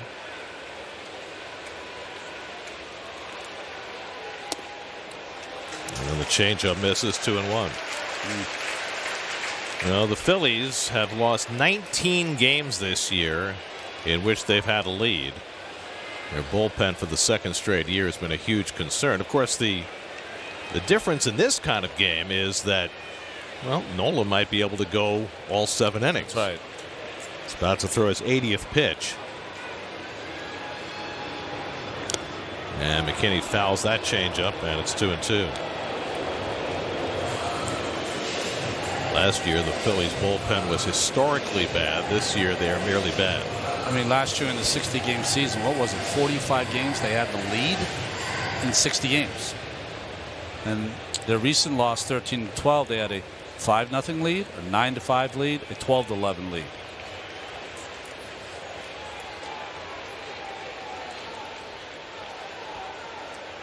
Two coming. And McKinney fouls off the curve. So the curveball not as sharp right now in this inning anyways for Nola. By the way, since they started going to 7-inning doubleheader games last year, the most strikeouts in a 7-inning game is 14 by Jacob deGrom this year against the Rockies. Right. That's the game he struck out 9 in a row. I always worry about shaking the ball like that. If you drop it, it's a balk. McKinney walks one out to right, but Harper has it lined up and goes back to get it. And that's the 2nd out.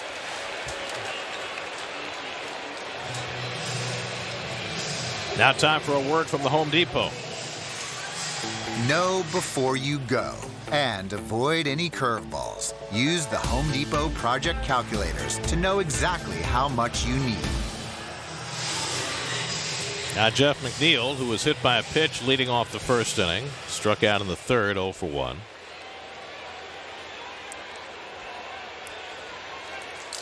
That was a good at bat by McKinney.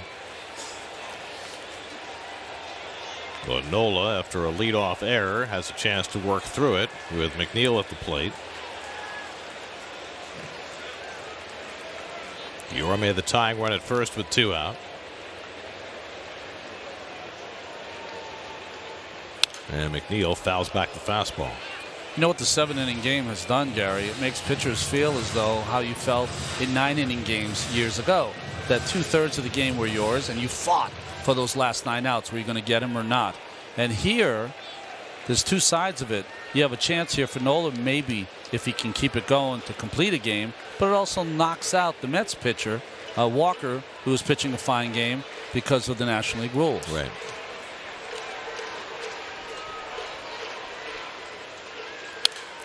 Well, certainly there's no way you pinch hit for your pitcher down 1-0 in the 5th of a 9-inning game.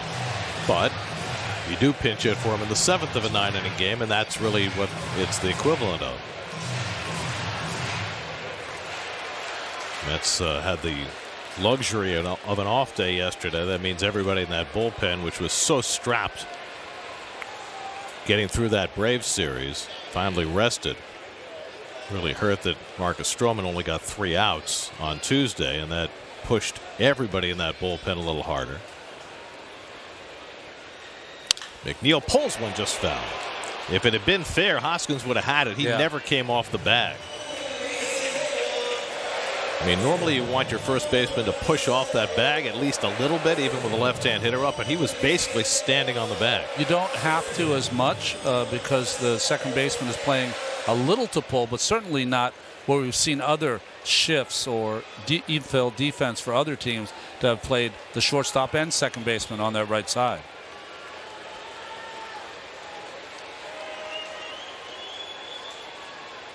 And McNeil golfs that one foul. He's had some good swings in this at bat. There are your City probables. Second game, David Peterson against Matt Moore in a battle of lefties. Tomorrow late afternoon, Jacob deGrom and Zach Eflin. Sunday, maybe Marcus Stroman, maybe Jared Eichhoff. And Zach Wheeler back at Citi Field to start for the Phils, coming off a rare bad start his last time out.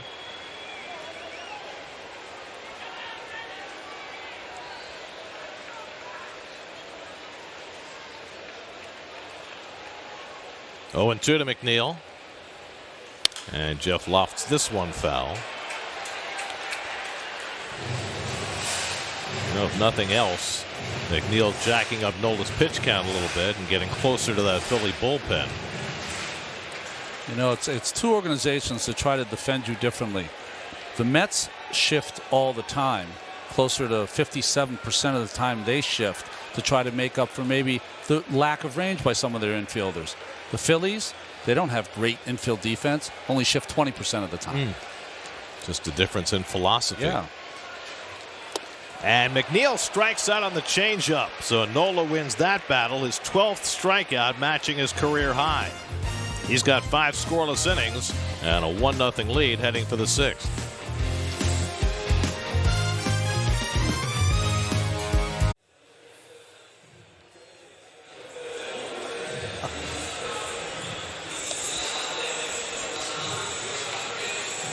Corbin Burns and that entire Milwaukee pitching staff have been outstanding this year. Gary, no hitter watch there. Every day. Miguel Castro will come on to pitch for the Mets as we go to the 6th. Castro looked a little better in his last outing. Still throwing hard, trying to distinguish whether he wants to throw more sliders or changeups, but his numbers on the season have been outstanding. Aaron Nola, 5 scoreless innings, has matched his career high with 12 strikeouts, including a record-tying 10 in a row.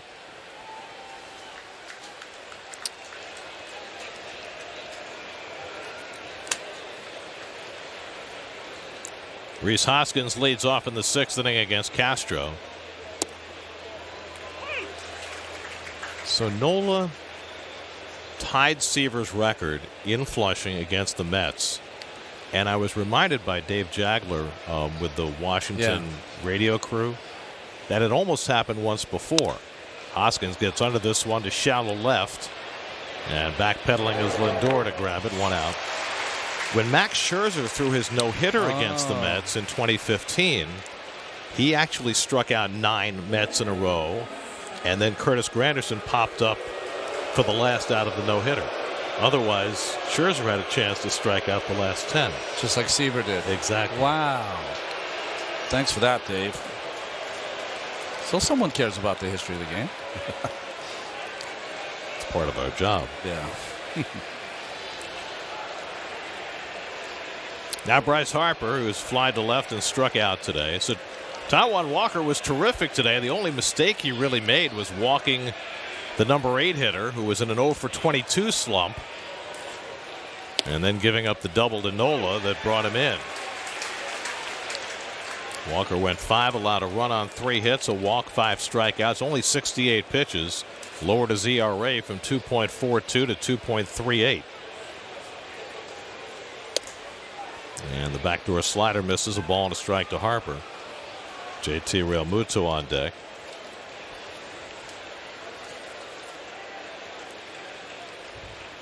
Harper 2 hits and 7 at bats, including a home run against Castro. And he yanks that one foul on a slider, 1-2. Castro worked a lot early in the season, and you wonder whether those innings have started to catch up with him a little bit. That's a good call, Gary. Also has been an opener for this team, so he's been used in a lot of different ways. 1-2 coming, and he struck him out. I think that was a changeup at 95 miles an hour. It was. So you saw the kitchen sink there, the fastball in, the curveball, and then the changeup away. I don't think I've ever seen a 95-mile-an-hour changeup before, Ronnie. Well, he throws it right in the end of his fingers, and in fact, just this past week, Garrett Cole ended his outing with a 95-mile-an-hour changeup. So it can be done in both leagues. Even in the 7-inning game? Even the 7-inning game. Yes, it counts. Oh, you saying Nola's record doesn't count? I don't know. Ask Madison Bumgarner. Ball 1 to Realmuto, who has one of the 3 Philly hits in this game. Singled through the open space on the right side with 2 out in the 4th. Mets are playing the same shift against him this time.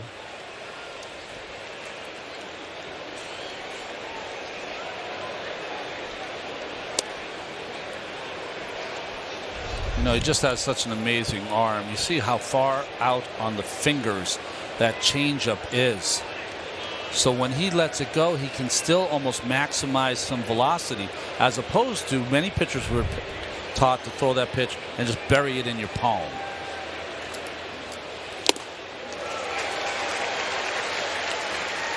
Two and 1 to Realmuto.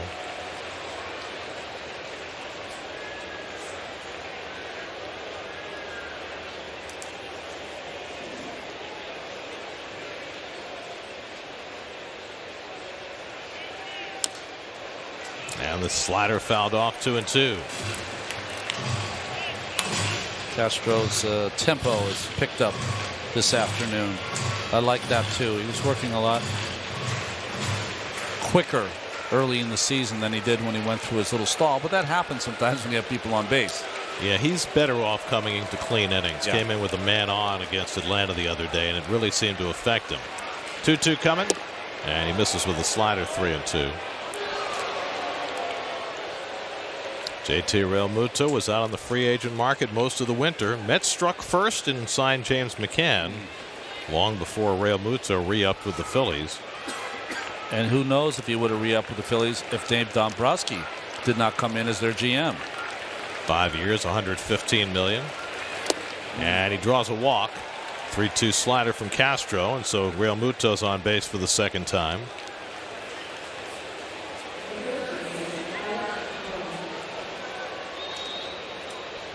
And now Alec Bohm, who has had success against Castro in the past, 3 hits and 6 career at bats. He's 0 for 2 today against Taijuan Walker, a strikeout and a ground out. Always beware the hitter who made a mistake the previous inning.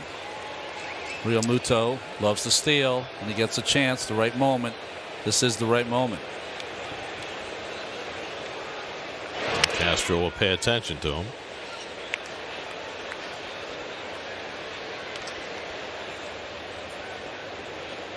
.75% for a catcher. Well, this Philly team doesn't miss. They've stolen 40 bases this year. They've been caught only 5 times. I mean, that's crazy. That's 89%. They say if you can steal them at a 75% ratio, go. 89. Go, go, go.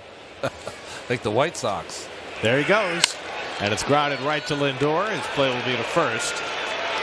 Stretched by Alonso, and they get Bohm to end the inning. We go to the bottom of the 6th in a 7-inning game. Nola heading back out with a 1-0 lead.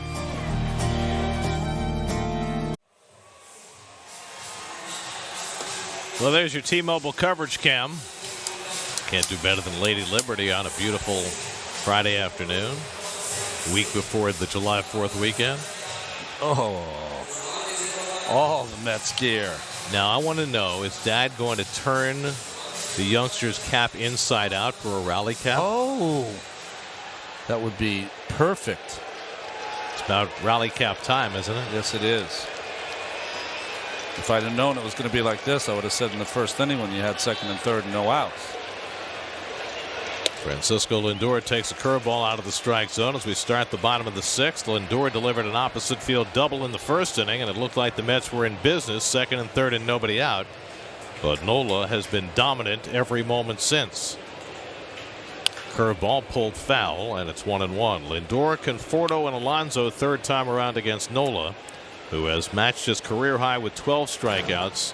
Now, before the game today, Joe Girardi said that Hector Neris is not going to be his closer, at least for the foreseeable future, and that Jose Alvarado would get the first crack at it, which makes it a little odd to see Alvarado warming up with nobody out in the 6th inning. Yeah.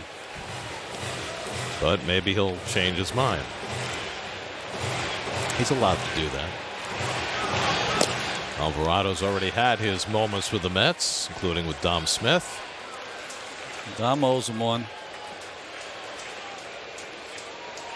1-2 to Lindor with Conforto to follow.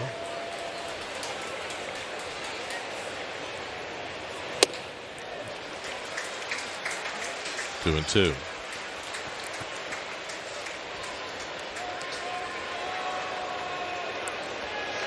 I mean, can't hug the line any more than that. I guess you could, but that's as close as a right-hander has ever played it. He's got down the line. No plays to his left.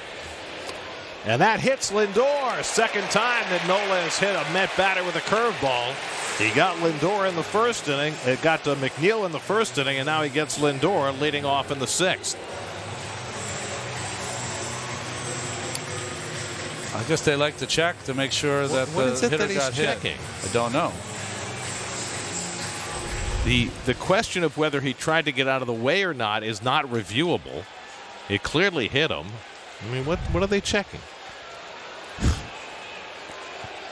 Tying run at first and nobody out. And here's Conforto, who was the first and last of Nola's 10 consecutive strikeouts in the first and the fourth.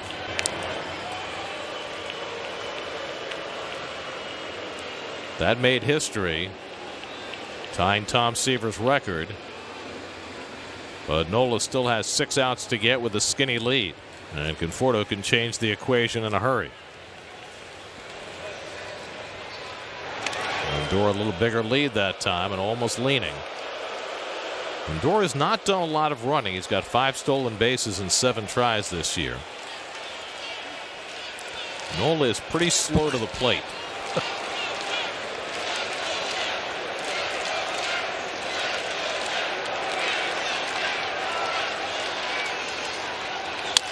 Rolled slowly down to first, and it's a fair ball.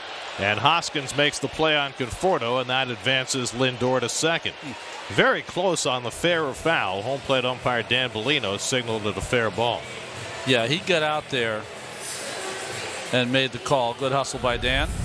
It's his call, of course, before the ball reaches the bag. So he gets out there, takes a peek at it.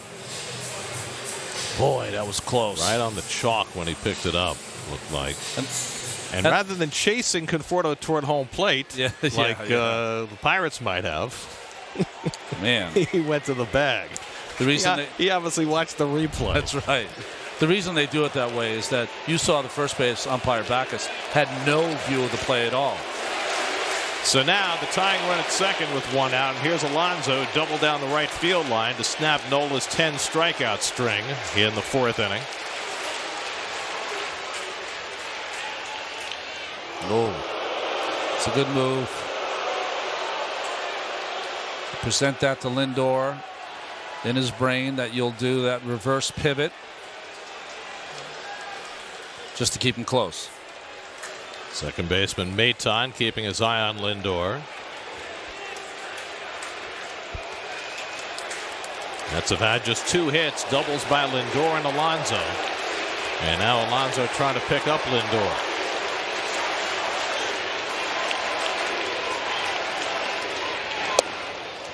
And Pete takes a sinker low and in for ball 1. Loves to run that sinker early in the count on Alonso to try to get the swinging foul ball. Seems Pete can't keep that fair. Missed with it though. Advantage Pete. Pete has tended to be very first pitch happy in RBI situations. Nice to see him lay off that pitch.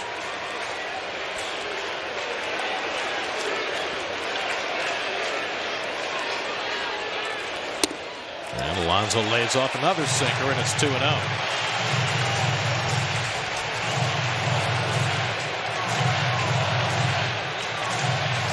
Daniel De Los Santos, a right-hander, has joined Jose Alvarado in the Phillies bullpen. Dominic Smith in his second at bat. 2-0 count. He got a curveball before he grounded out. Will Alonso get the same with first base open? You wouldn't want to put the go-ahead run on, but you wouldn't want to give in to Pete either. He missed with a fastball, and it's 3-0.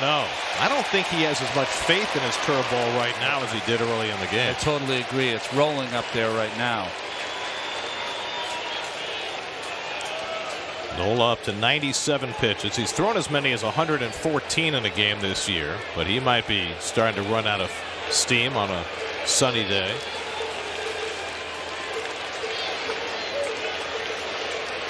Well, you know Pete's got the green light.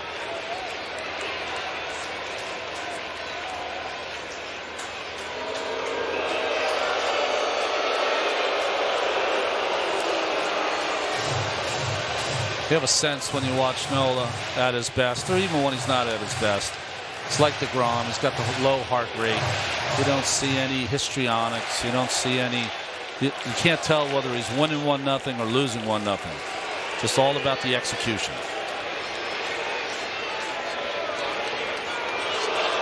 He's undecided what he wants to do here. 3-0. He doesn't want to take a chance on grooving one here to Pete. Base open. I know it's the winning run, but still, you got to feel if you're a Philadelphia Phillies starting pitcher, you really got to do this on your own. It's a terrible feeling to have, I'm sure.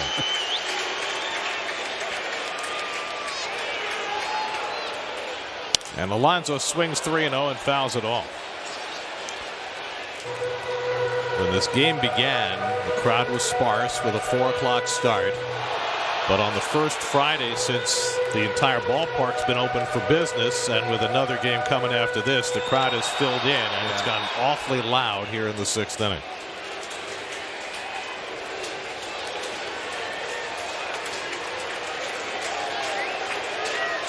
Pete has 3 career home runs against Nola.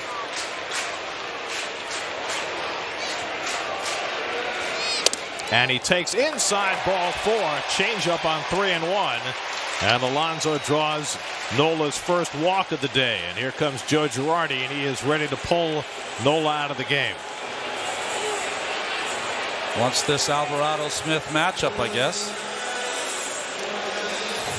So those two, who have had some history already this year, will be going head-to-head again. Alvarado got Dom out the last time they went head-to-head. And Dom will get another crack at him. Pitching change for the Phillies. We'll be right back.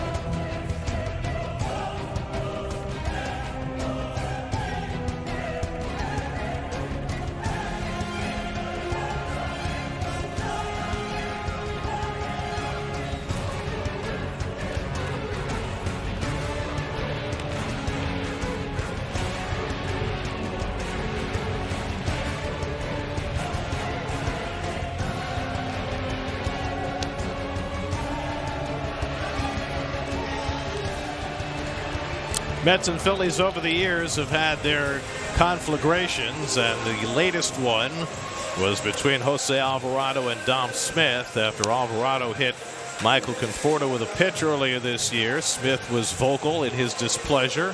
Alvarado dismissed him and then later struck him out in the only time that they faced each other, pitcher versus hitter. And now they get another chance against each other in the bottom of the 6th inning of a 1-0 game. Thank you for that. Fond memories. When he's throwing strikes, Alvarado can be awfully tough. He's retired 15 of the last 17 batters he has faced, 8 of them on strikeouts. He has 11 strikeouts this year on pitches 100 miles an hour or more. But 23 walks in 26 2/3 innings. First and second, 1 out. And Dom takes a fastball inside at 99 miles an hour. You see the numbers for Alvarado, including all those walks. Has natural kind of run sink on his ball, so usually hard to lift his pitches. And he pours that fastball in for a strike, 1-1. There's no doubting he's got a big arm, though. Well, right now, Joe Girardi wants him to go 5 outs. He brought Luke Williams in to play third base and made a double switch. Williams bats 9th, pitcher bats 5th. So he's looking for 5 outs to close from Alvarado. That's a big ask. There goes Lindor. And no throw by Realmuto. The Mets pull off a double steal. Realmuto thought about throwing to second to try and get Alonso, but even he had too big a jump. Well, when you have a relief pitcher that's only concerned with a hitter, not the game, he doesn't give Lindor, doesn't pay him any mind. Lindor takes third base standing. 6th stolen base for Lindor, 1st for Alonso.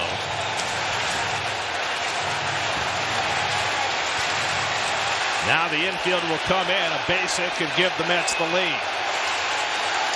2-1 to Smith. And Dom grounds one foul, and now it's 2-2. 101 on that fastball from Alvarado. I thought he got the bat of Dom Smith on that. Dom's knocking it out to see if he did break it. I guess not.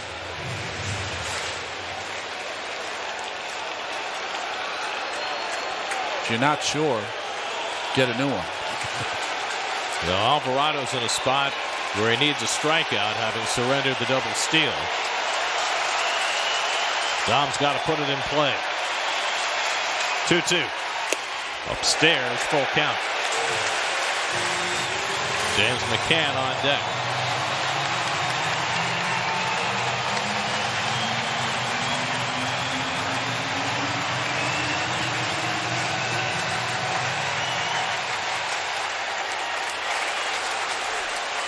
Oh, and a pickoff move, but no throw.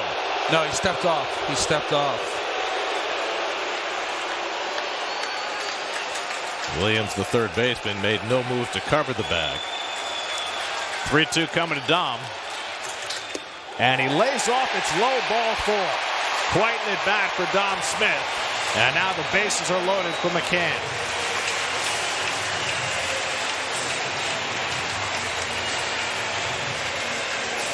Special day for Aaron Nola. Tied a major league record with 10 consecutive strikeouts. He's driven in the only run in this game, but he goes just 5 1/3 and leaves it in the hands of Alvarado and his potential for wildness. Now the bases are loaded for McCann. James was up twice against Nola, struck out twice, looking in the second, swinging in the fourth. He's 0 for 3 in his career against Alvarado. Lindor the tying run at third.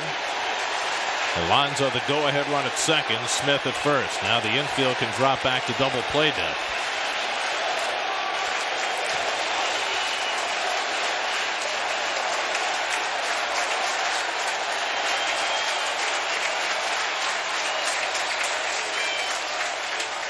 And McCann takes a fastball inside at 100 miles an hour, and Real Muto is going to take it back out to Alvarado. It's got to be an interesting place to be if you're Real Muto and you're trying to settle down a talented, hard-throwing left-handed pitcher that all season long has proven that he has a hard time throwing strikes. Alvarado has 2 saves this year, 17 in his career. The other 15 came with Tampa Bay. And that's the number we put up earlier. 19 times this year, the Phillies have lost a game they have a lead. Mets are trying to turn that into 20. Mets had a big chance in the first inning with second and third and nobody out and couldn't score. They've got the bases loaded and 1 out here in the 6th. McCann on deck, McCann at the plate, Pilar on deck.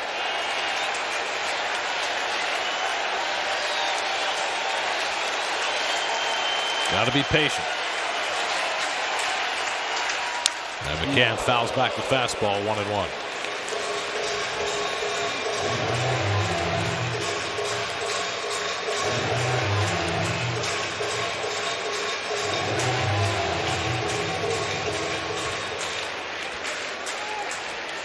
You know, Hoskins has got to be way off that bag.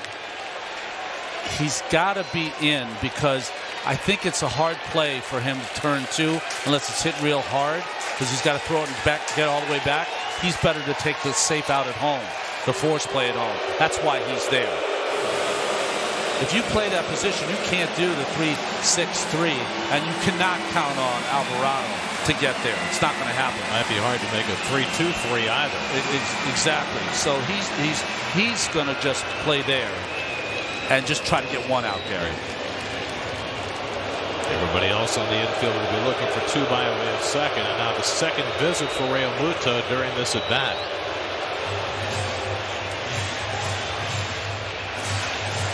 Is this about strategy or about just changing the signs? I think that some pitchers, despite the cards and everything that are used, prefer to be told. And I think Alvarado might be one of those guys.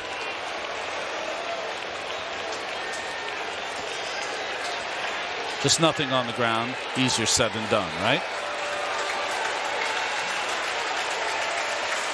1-1 to McCann.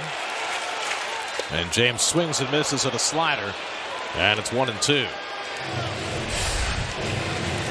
Well, you got to cover that 100-mile-an-hour heat. And you'll get fooled on that slider when he throws it close enough.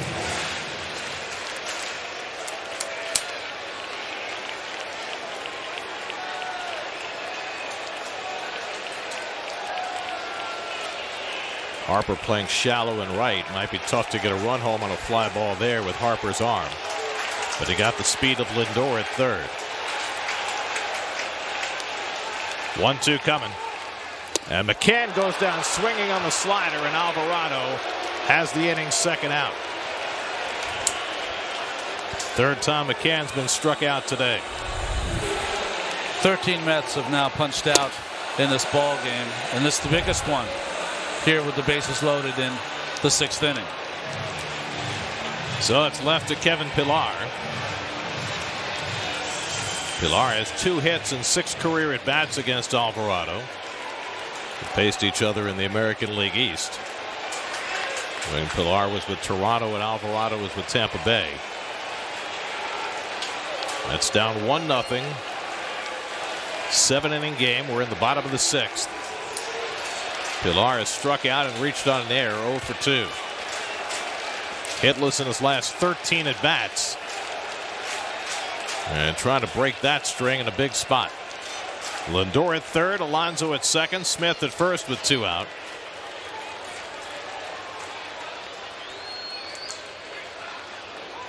And Pilar takes a fastball below the knees for ball 1.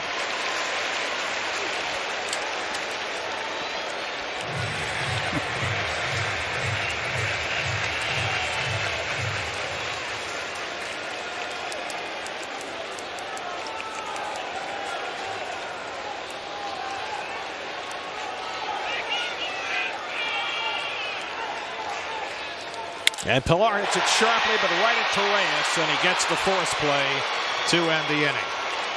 Alvarado strands 3, sending us to the 7th, still 1-0.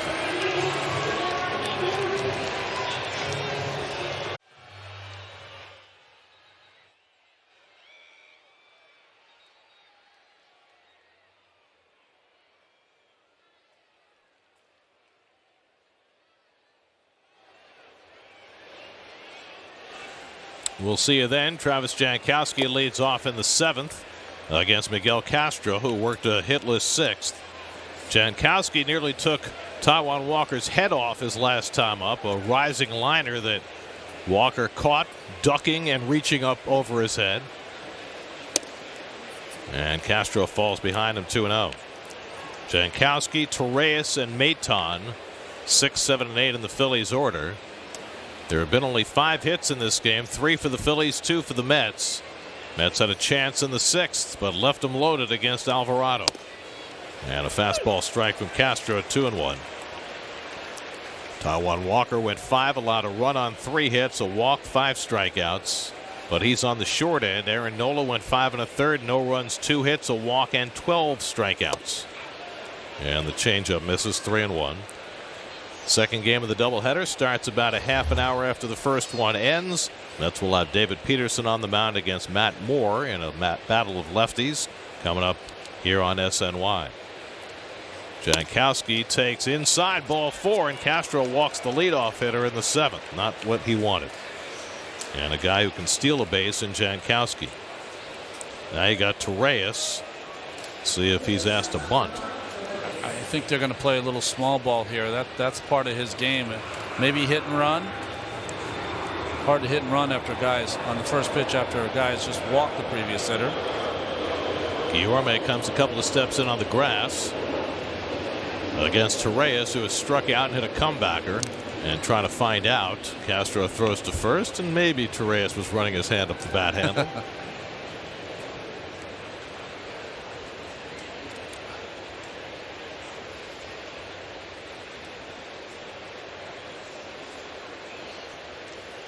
Castro's faced 5 batters. He's walked 2 of them.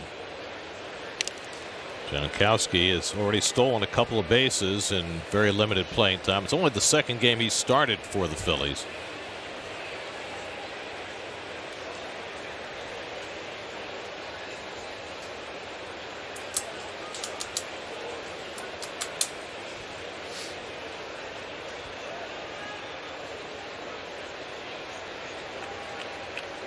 A little harder toss by Castro.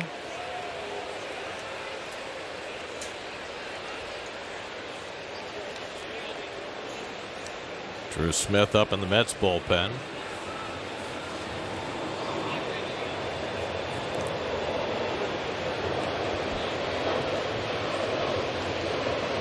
Castro's yet to throw a pitch to Torres. And now steps off. A cat and mouse game here at the bench of the Mets. Castro and Torres. And the airplanes. I don't hear them, but I trust you.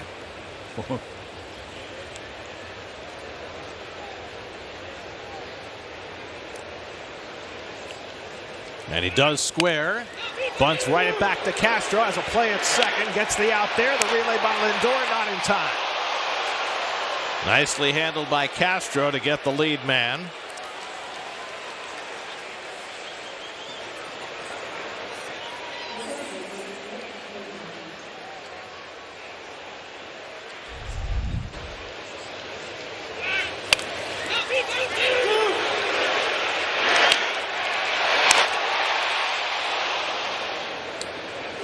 Well, everyone was calling 2-2-2, and Castro obliged.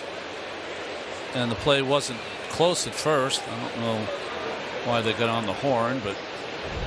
So Torres now replaces Jankowski at first. Not as much of a stolen base threat.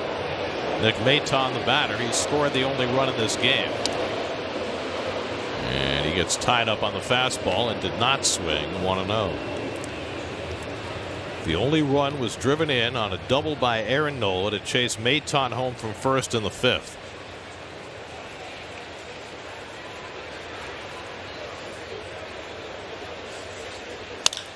So we have no idea of how this game is going to turn out. But here we are in the last inning, and the Phillies lead 1-0, and their starting pitcher drove in the only run. The last time the Phillies won a game 1-0 where their starting pitcher drove in the only run, Jim Bunning at Shea Stadium, May 5th, 1965. Father's Day? No. That was a different. That was the perfect game. Oh, jeez. This was the next year. 65. 65. The last time that the Phillies won a game 1-0 where the pitcher drove in the only run, the starting pitcher. Jim Bunning against Warren Spahn. They both went the distance, and Bunning drove in the only run. The Mets had that happen twice in a doubleheader in 1969. Outside and low, and now Castro struggling again with his control behind 3-1 on Maton. Luke Williams is hitting in the 9 spot. He's on deck. Rangers Suarez up in the bullpen, but it's hard to believe that he's coming in this game unless something happened to Alvarado, who threw 12 pitches after coming on in the 6th. And there's ball 4 to Maton. So Castro has walked 3 of the last 5 batters and putting the Mets in danger here in the 7th, already down 1-0. And Lindor coming in for a little counsel.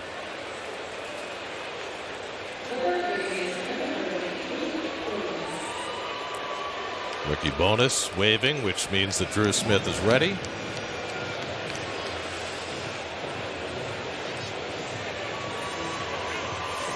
Here comes Luis. And with the right-hand hitter Williams coming up. You can't manage walks, so you can't continue to watch this. Well, Castro worked an inning and a third, didn't give up a hit, but walked 3, and now Drew Smith will come in to face Luke Williams. We'll be right back to Citi Field. Striking out 10 Mets in a row. That record had stood alone for 51 years, and he drove in the only run of the game. Yeah, after a walk to Nick Maton, split the outfielders, and before Conforto could get the ball to McNeil, could get the ball into McCann, Maton scores the only run in this ball game. Now Drew Smith, who looked very good in his last outing against the Braves on Tuesday, comes in. Asked to get more difficult outs here as Drew Smith, or the most important outs if the Mets are going to come back. Smith threw 2 innings, did not allow a hit against the Braves on Tuesday. SNY Play Ball presented by Toyota is back, looking to help local football leagues in need continue play in 2021, providing grants, clinics, and equipment donations. Right now we're accepting applications. If you know a local football league in need, apply today at sny.tv/playball. Rookie Luke Williams will come on for the first time to hit after coming in the double switch in the 6th inning. Williams has had 33 big league at bats. He's hitting .364, and he takes a first pitch cutter for a strike from Drew Smith. Williams, 24 years old, 3rd round pick by the Phillies in 2015 out of high school in Dana Point, California. Considered maybe the best athlete in the Phillies farm system. Terrific speed, hard to double up. He pops one up in foul ground. Alonso racing over near the railing, but he can't get to it. It's in the dugout.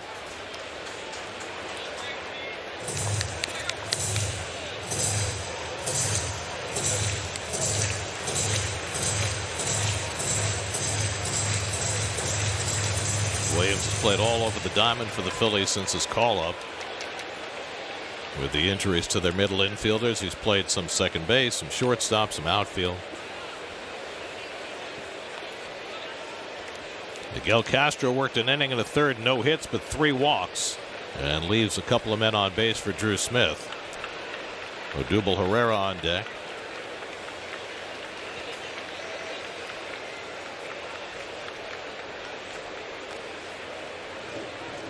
Oh, 2 to Williams, and it's up and in.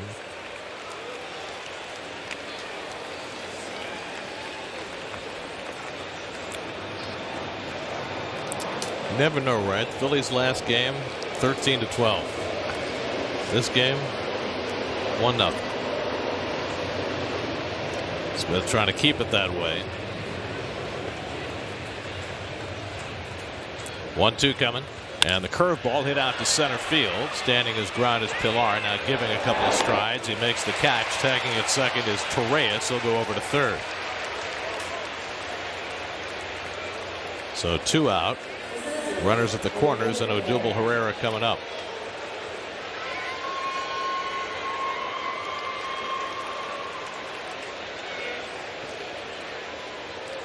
Herrera's 0 for 3 today and now 0 for his last 18.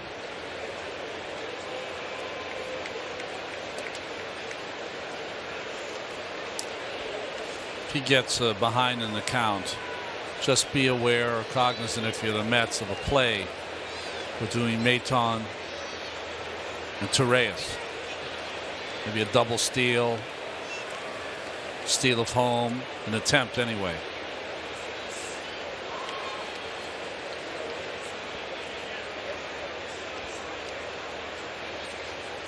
Slash foul by Herrera. Well, we saw Maton's speed going first to home on Nola's double. He can run. Torreyes maybe not that fast, but you can steal a run with that delayed double steal or something of that ilk. And you know the Mets have to be very defensive about it because you don't want to take a chance, so you could end up with second and third here.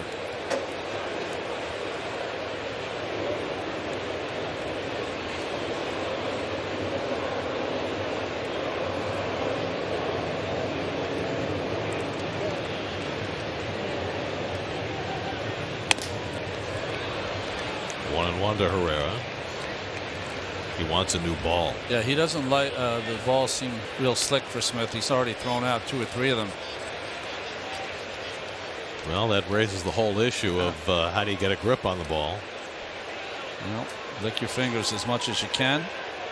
What did Max Scherzer say? I really couldn't stand the taste of rosin.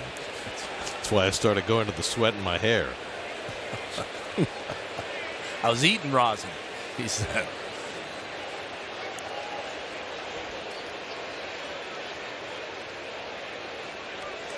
And Odubel flares one shallow center. In comes Pilar to get it. And that retires the side. 2 fly balls induced by Drew Smith. Mets come up in the bottom of the 7th and final inning, down 1-0.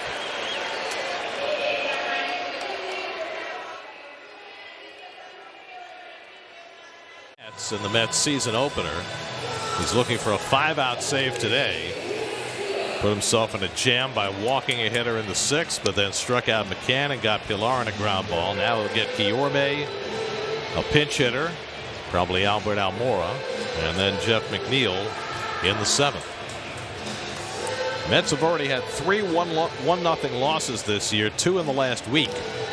Mets been shut out 4 times in their last 9 games. And trying to avoid that fate today. Aaron Nola held them in check for 5 1/3. Alvarado got 2 outs in the 6th and now looking for 3 more.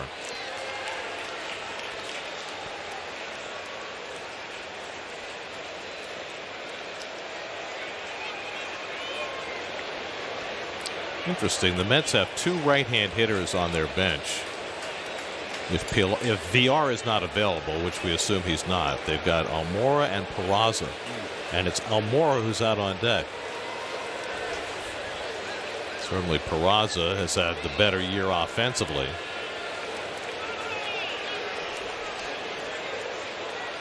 Guillorme's 0 for 2 today, and he takes a fastball for a strike. Alvarado's been asked to get in June 6 outs once, 5 outs once.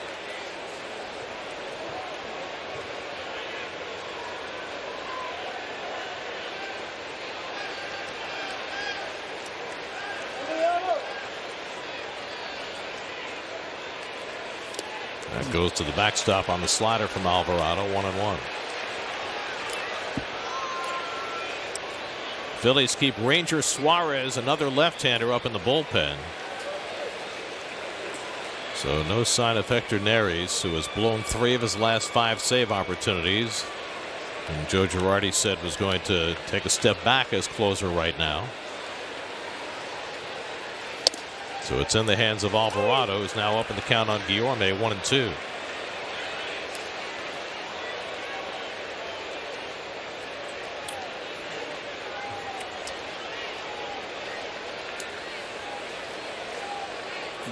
McNeil and Hugh Quattlebaum, the hitting coach, talking about what to expect. 1-2 coming, and Guillorme takes up and in, 2-2. You know, the Phillies defense on the left side has Williams, the third baseman, way off the line. Torres up the middle, and especially against a left-handed pitcher throwing 100 miles an hour. I don't know if I'd be shifted over as much on Guillorme, especially with 2 strikes, right, Gary? He likes to kind of swat it the other way. Seen him slash it that way, particularly against the lefties. 2-2 coming, and he slashes one, just foul. Oh, there it was, Ronnie. He just missed it. Does that induce them to move a little closer to the line? Probably not. It's so rote the way they do things. So I don't think it's rote. I think it's what the charts tell them. Yeah. You know, what the computer spits out. But sometimes you have to adjust to what you see. Williams may be a step closer to the line now.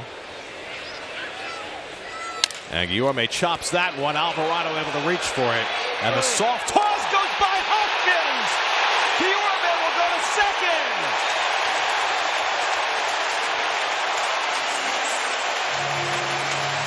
The combination of a soft toss by Alvarado and maybe the sun in the eyes of Rhys Hoskins contributes to an error that allows the Mets to get the tying run to second with nobody out. If you've noticed, Pete Alonso at first base has been squatting way down to get low because of that light coming in over third base.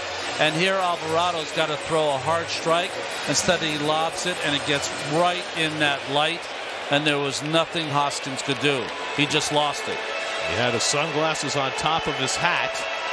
That was no aid. Yeah, that didn't help. I mean, just by him before he even got the leather up. Phillies defense again. So it's an error charge to Alvarado. Tying run at second, nobody out, and now Almora, the corners pinch in looking for a bunt. And he pushes a bunt foul. That's not what you're asking for in that spot. You need to get it down. If I'm Di Sarcina, I come down, I pull Almora over, and I say, listen, don't push the bunt to the right side. Get your angle and make sure Williams fields this ball. That's the way to get Guillorme over. Jeff McNeil on deck. Francisco Lindor behind him. Second error of the game for the Phillies. Mets trying to take advantage. And Almora swings and fouls off the fastball. It's 0-2. Mets got a leadoff error from Bohm in the 5th inning that got Pilar aboard, but they were unable to take advantage of that. They've had several big scoring chances. Second and third, nobody out in the 1st. They didn't score. Bases loaded, 1 out in the 6th. They didn't score. And now presented with another opportunity in the 7th and final inning.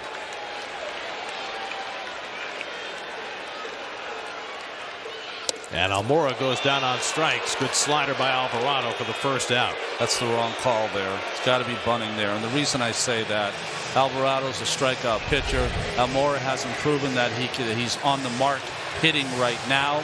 I know that when you do these extra inning games, you would never bunt. But what you're trying to do is tie this game. If you tie the game and it stays tied, then you're in the Phillies bullpen the rest of the game. That's a win.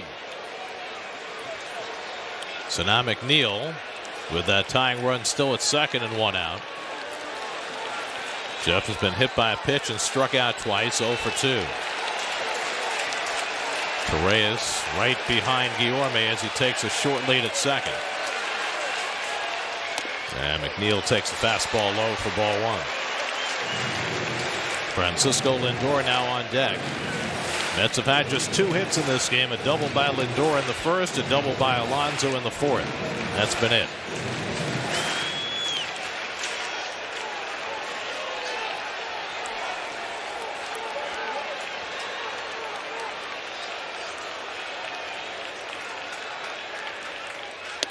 And a fastball crackles in for a strike, 1-1. He looks much more in control of his body and his stuff this inning than he did last inning. Maybe he got the adrenaline out. Yeah. He tends to be a histrionic guy.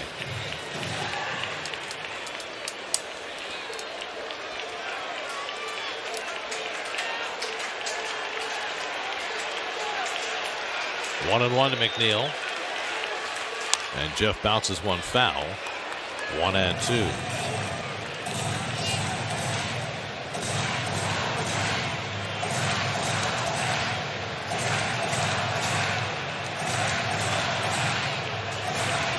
Neal just his 4th game back off the injured list.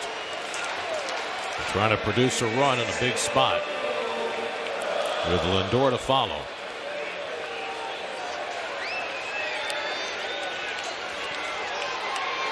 Maton playing deep at second base on a slow ground ball. It might be tough for him to throw McNeil out from where he is. Slap foul.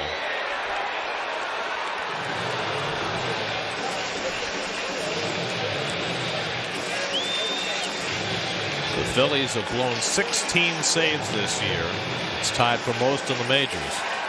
Alvarado was able to hold the fort in the 6th. And now trying to do the same after his own error to start the 7th.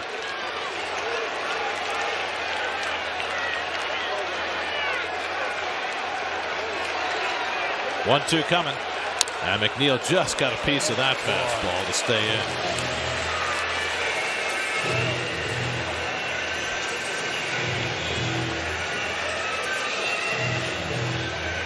That's Seth Lugo up in the bullpen ready to pitch in extra innings if we get there. Alvarado already 26 pitches deep, being asked to get 5 outs. He's already gotten 3. Dior made the tying run at second with 1 out.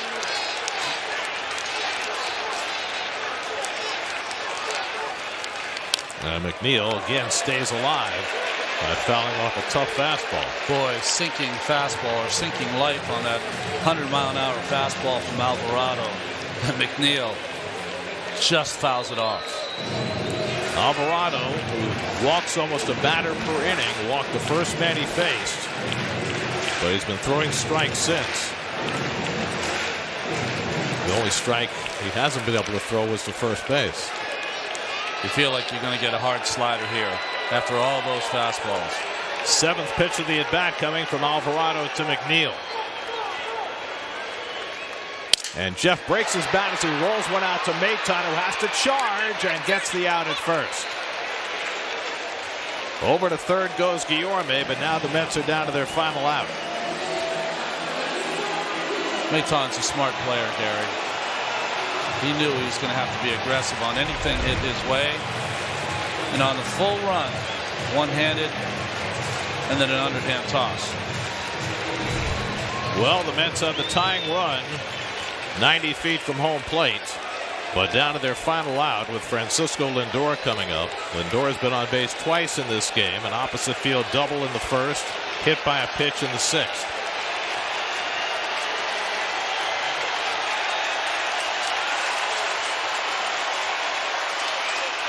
And he drives one deep down the left field line, but foul. Got ahead of that one and hooked it. Ready for the 99-mile-an-hour fastball.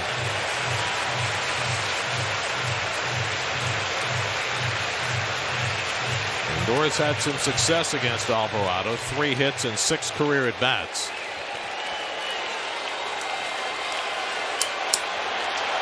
Guillorme's got to be ready on a slider in the dirt.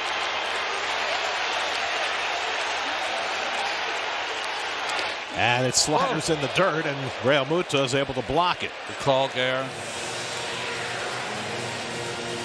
I think he just got that either on the arm. I mean, I don't know how. Flips the glove over and catches it off the chest protector, off the bicep, and just tucked his arm in so it didn't scoot through that little hole that would naturally form. Amazing.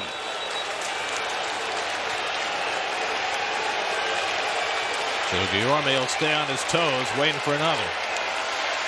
1-1 to Lindor.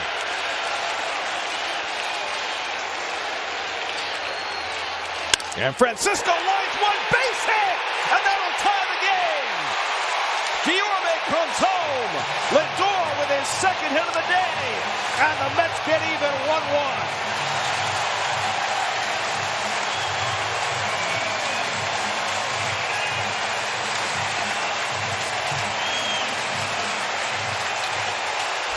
Lindor was all over that first fastball, pulling it foul. The slider was not even close. He gets another fastball right down the chute and a bullet to center field. Defense of the Phillies strikes again.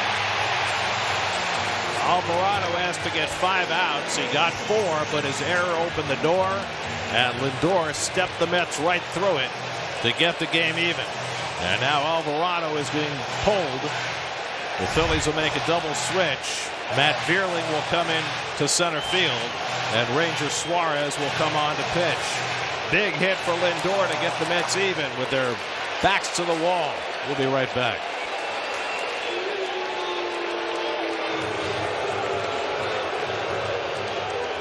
In the bottom of the 7th and final inning to get the Mets even. Mets get an unearned run to tie the game. Jose Alvarado unable to seal it. Blows a save in his first day after being the designated closer. And Ranger Suarez will now try and get this game to extra innings. Well, Suarez has been one of their better relievers. He's faced 100 hitters. Only 20 have reached base. You see his inherited runner stranded number. Outstanding. And they're asking him to do that again. Great at-bat by Lindor. Made 99 look like 89. Well, we'll see if maybe he can steal a base here. Matt Vierling comes into play in the outfield. He'll play left. Travis Jankowski will move to center. So they double switch.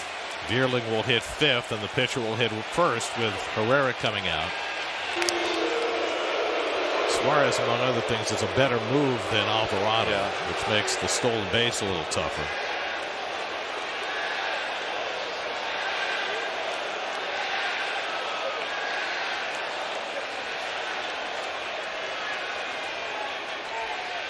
And Conforto takes a fastball for a strike.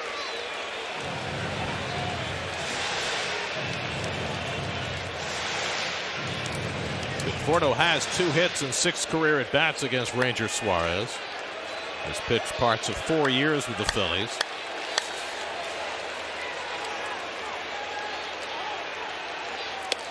And that fastball rides inside, a ball and a strike. Michael's gone 0 for 3 today, after returning to the lineup with a 2-hit game on Wednesday. Pete Alonso would be next.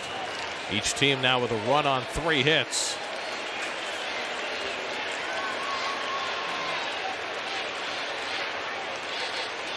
And Conforto rolls one on the right side. Maton in front of it. And we're going to extra innings at Citi Field. Mets get an unearned run. Lindor with the big 2-out hit. 1-1 after 7.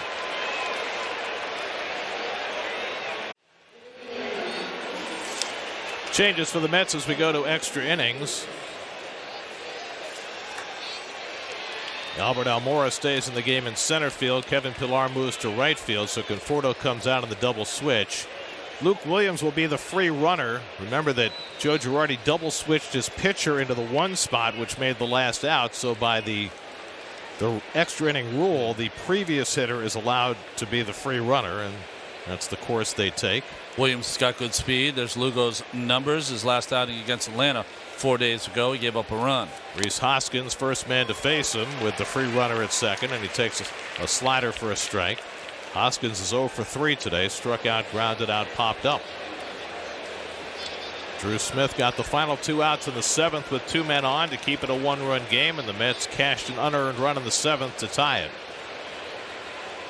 And Hoskins swings at a curveball and fouls it back. Well, crossed up McCann, lucky that he swung and fouled it off.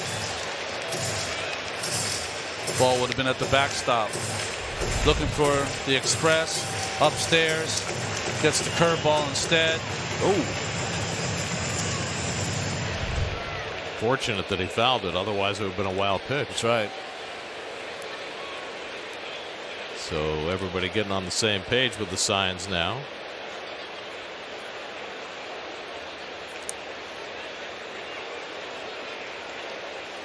Hoskins just 1 for 14 in his career against Lugo, but the one was a home run. Bryce Harper on deck. JT Realmuto behind him. Each team with just a run on 3 hits. The Phillies' run came in the 5th, driven in by their starting pitcher Aaron Nola, who had himself an historic day, but now will not get a win. 0-2 to Hoskins, and the fastball struck him out. Slider, curveball, fastball, good night. 1 out. It's a blind spot for Hoskins. Can't hit that pitch. Now do you walk Harper? You got 2 right-hand hitters coming up, and Realmuto and Vierling, and they are going to walk Harper. I mean, it's out of the frying pan into the fire because Realmuto's really good, but extra innings. He already started with a guy on second. You know, it's you're playing by different rules. Realmuto has a single and a walk today, 1 for 2, and he's got good numbers against Lugo, 5 hits and 16 at bats.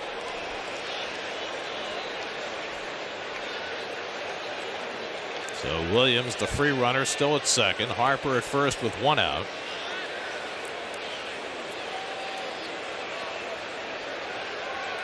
We got the rookie Vierling on deck, who came in for defense in the last inning. Only problem with this move is Realmuto always feels like Captain Clutch when he's up there, doesn't he?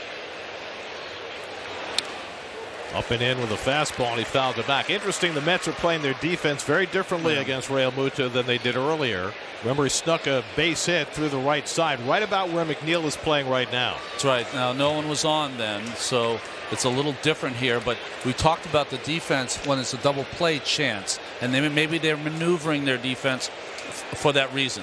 Talked to Luis Rojas about that this morning, and they said they were probably going to make some adjustments, especially in their shifts against right-hand hitters, and here is that adjustment. Realmuto swings past the slider, and it's 0-2. 5 pitches, 5 strikes for Lugo. Seth was not available on Wednesday except in an emergency. He hasn't pitched since Monday, so he's been well rested for this outing. Shake off from Lugo there. Another one. 0-2 to Realmuto. Struck him. Or did he get it? Fouled it. Yeah, just got a piece. Just stayed in and got a piece of the curveball. Pitcher's pitch. 99% of the time you walk away with a strikeout, but maybe not with Realmuto. That is a big foul ball. Oh, wow.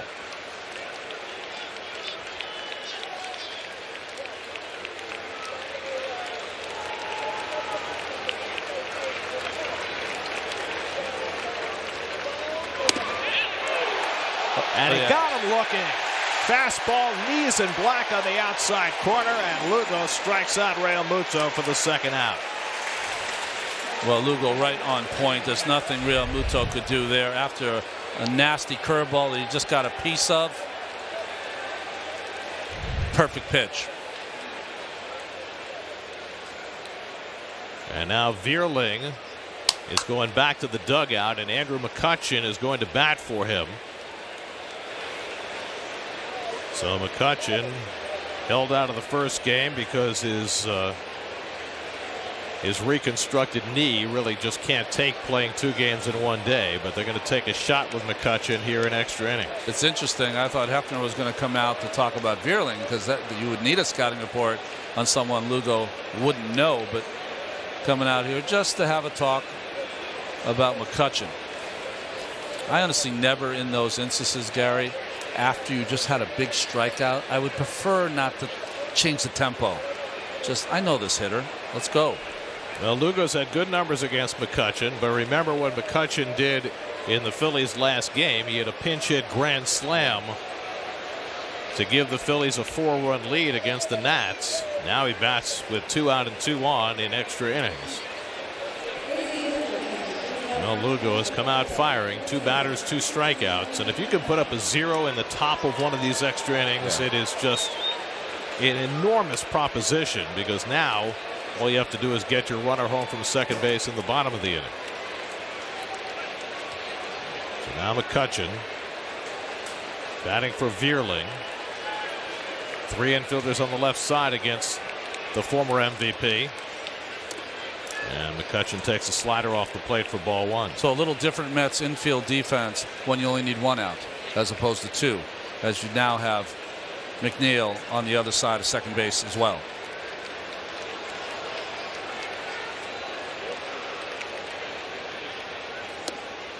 And that slider just missed. 2-0. McCutchen has really upped his walk percentage this year. He's been chasing less than almost every hitter in the league. He's already drawn 41 walks this year. And he fouls off the fastball. 2-1.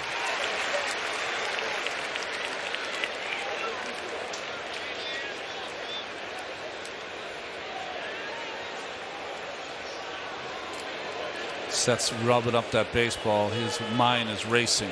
Okay, was he on that fastball? Do I come back with that pitch? Do I try to trick him with a slider?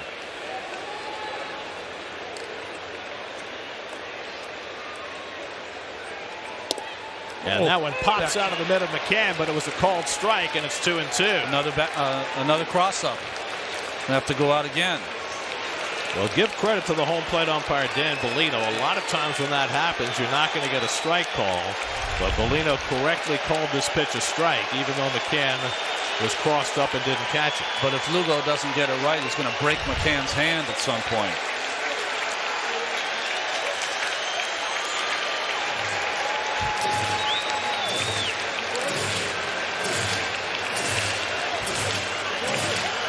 I think they're dipping into the nuclear codes.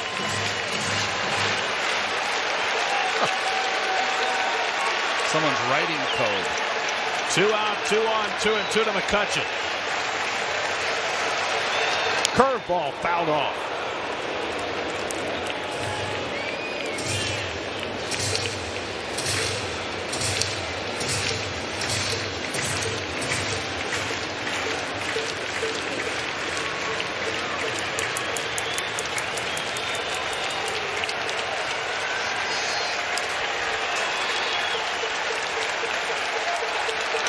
And another curve foul. Well, you see McCutchen, I don't know if he's going to even play the second game. He really is stretching out that knee after every swing. Or his ACL, and not quite 100% even at this point. But he's hit 13 home runs this year. Still very dangerous. Williams at second, Harper at first, 2 down. Again, the 2-2 to McCutchen. Curveball. Got him looking. Side retired. Lugo strikes out 3 to strand the free runner at second. And now the Mets with a chance to win it in the bottom of the 8th.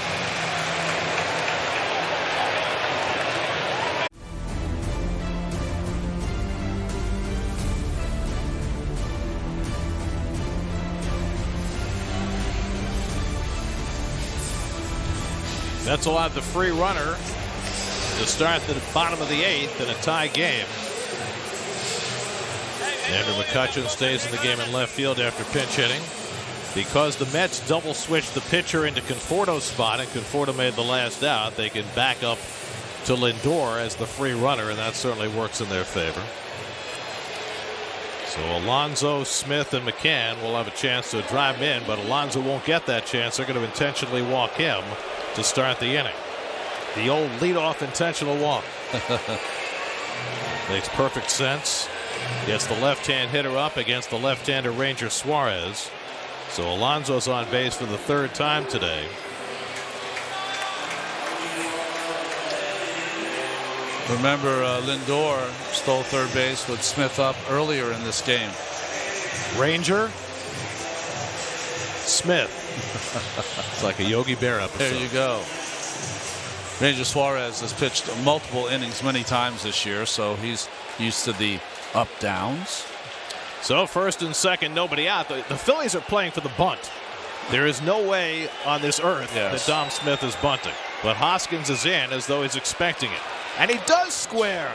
Are you kidding? Oh, my goodness. I've never seen that. First of all, Dom has been the Mets' best hitter against left-handed pitching all year.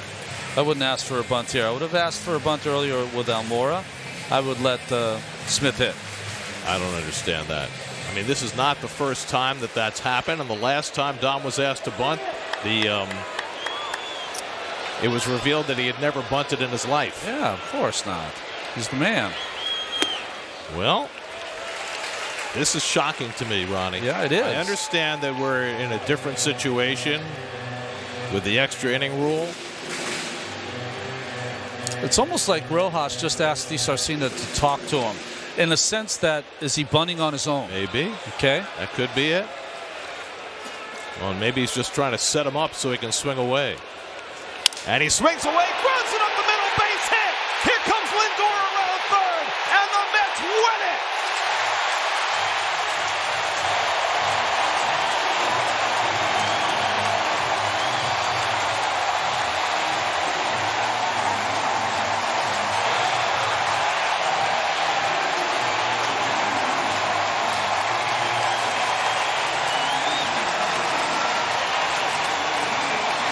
Dom Smith pulls the old okey-doke.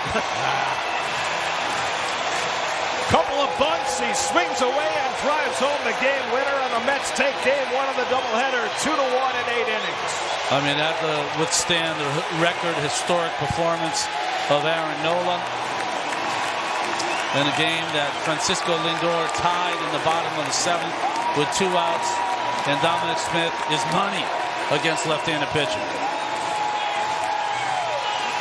Second career walk-off RBI for Dom Smith. The other one was memorable. It was the last game of 2019 when he came off the injured list and hit a game-winning home run. This one gives the Mets the opening game of the doubleheader as they beat the Phillies with a run in the 7th and a run in the 8th, 2-1.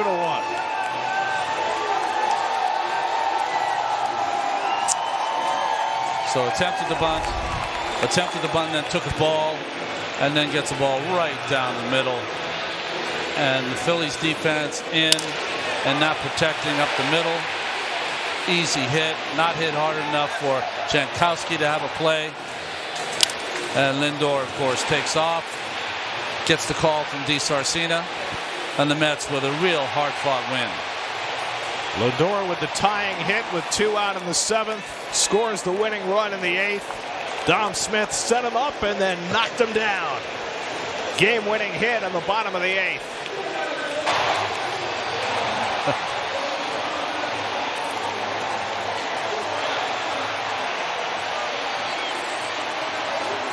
Phillies mistakes again gave them a chance, and the Phillies bullpen let them down again. The 20th time this year that the Phillies have lost a game in which they had a lead. That's the most in the majors.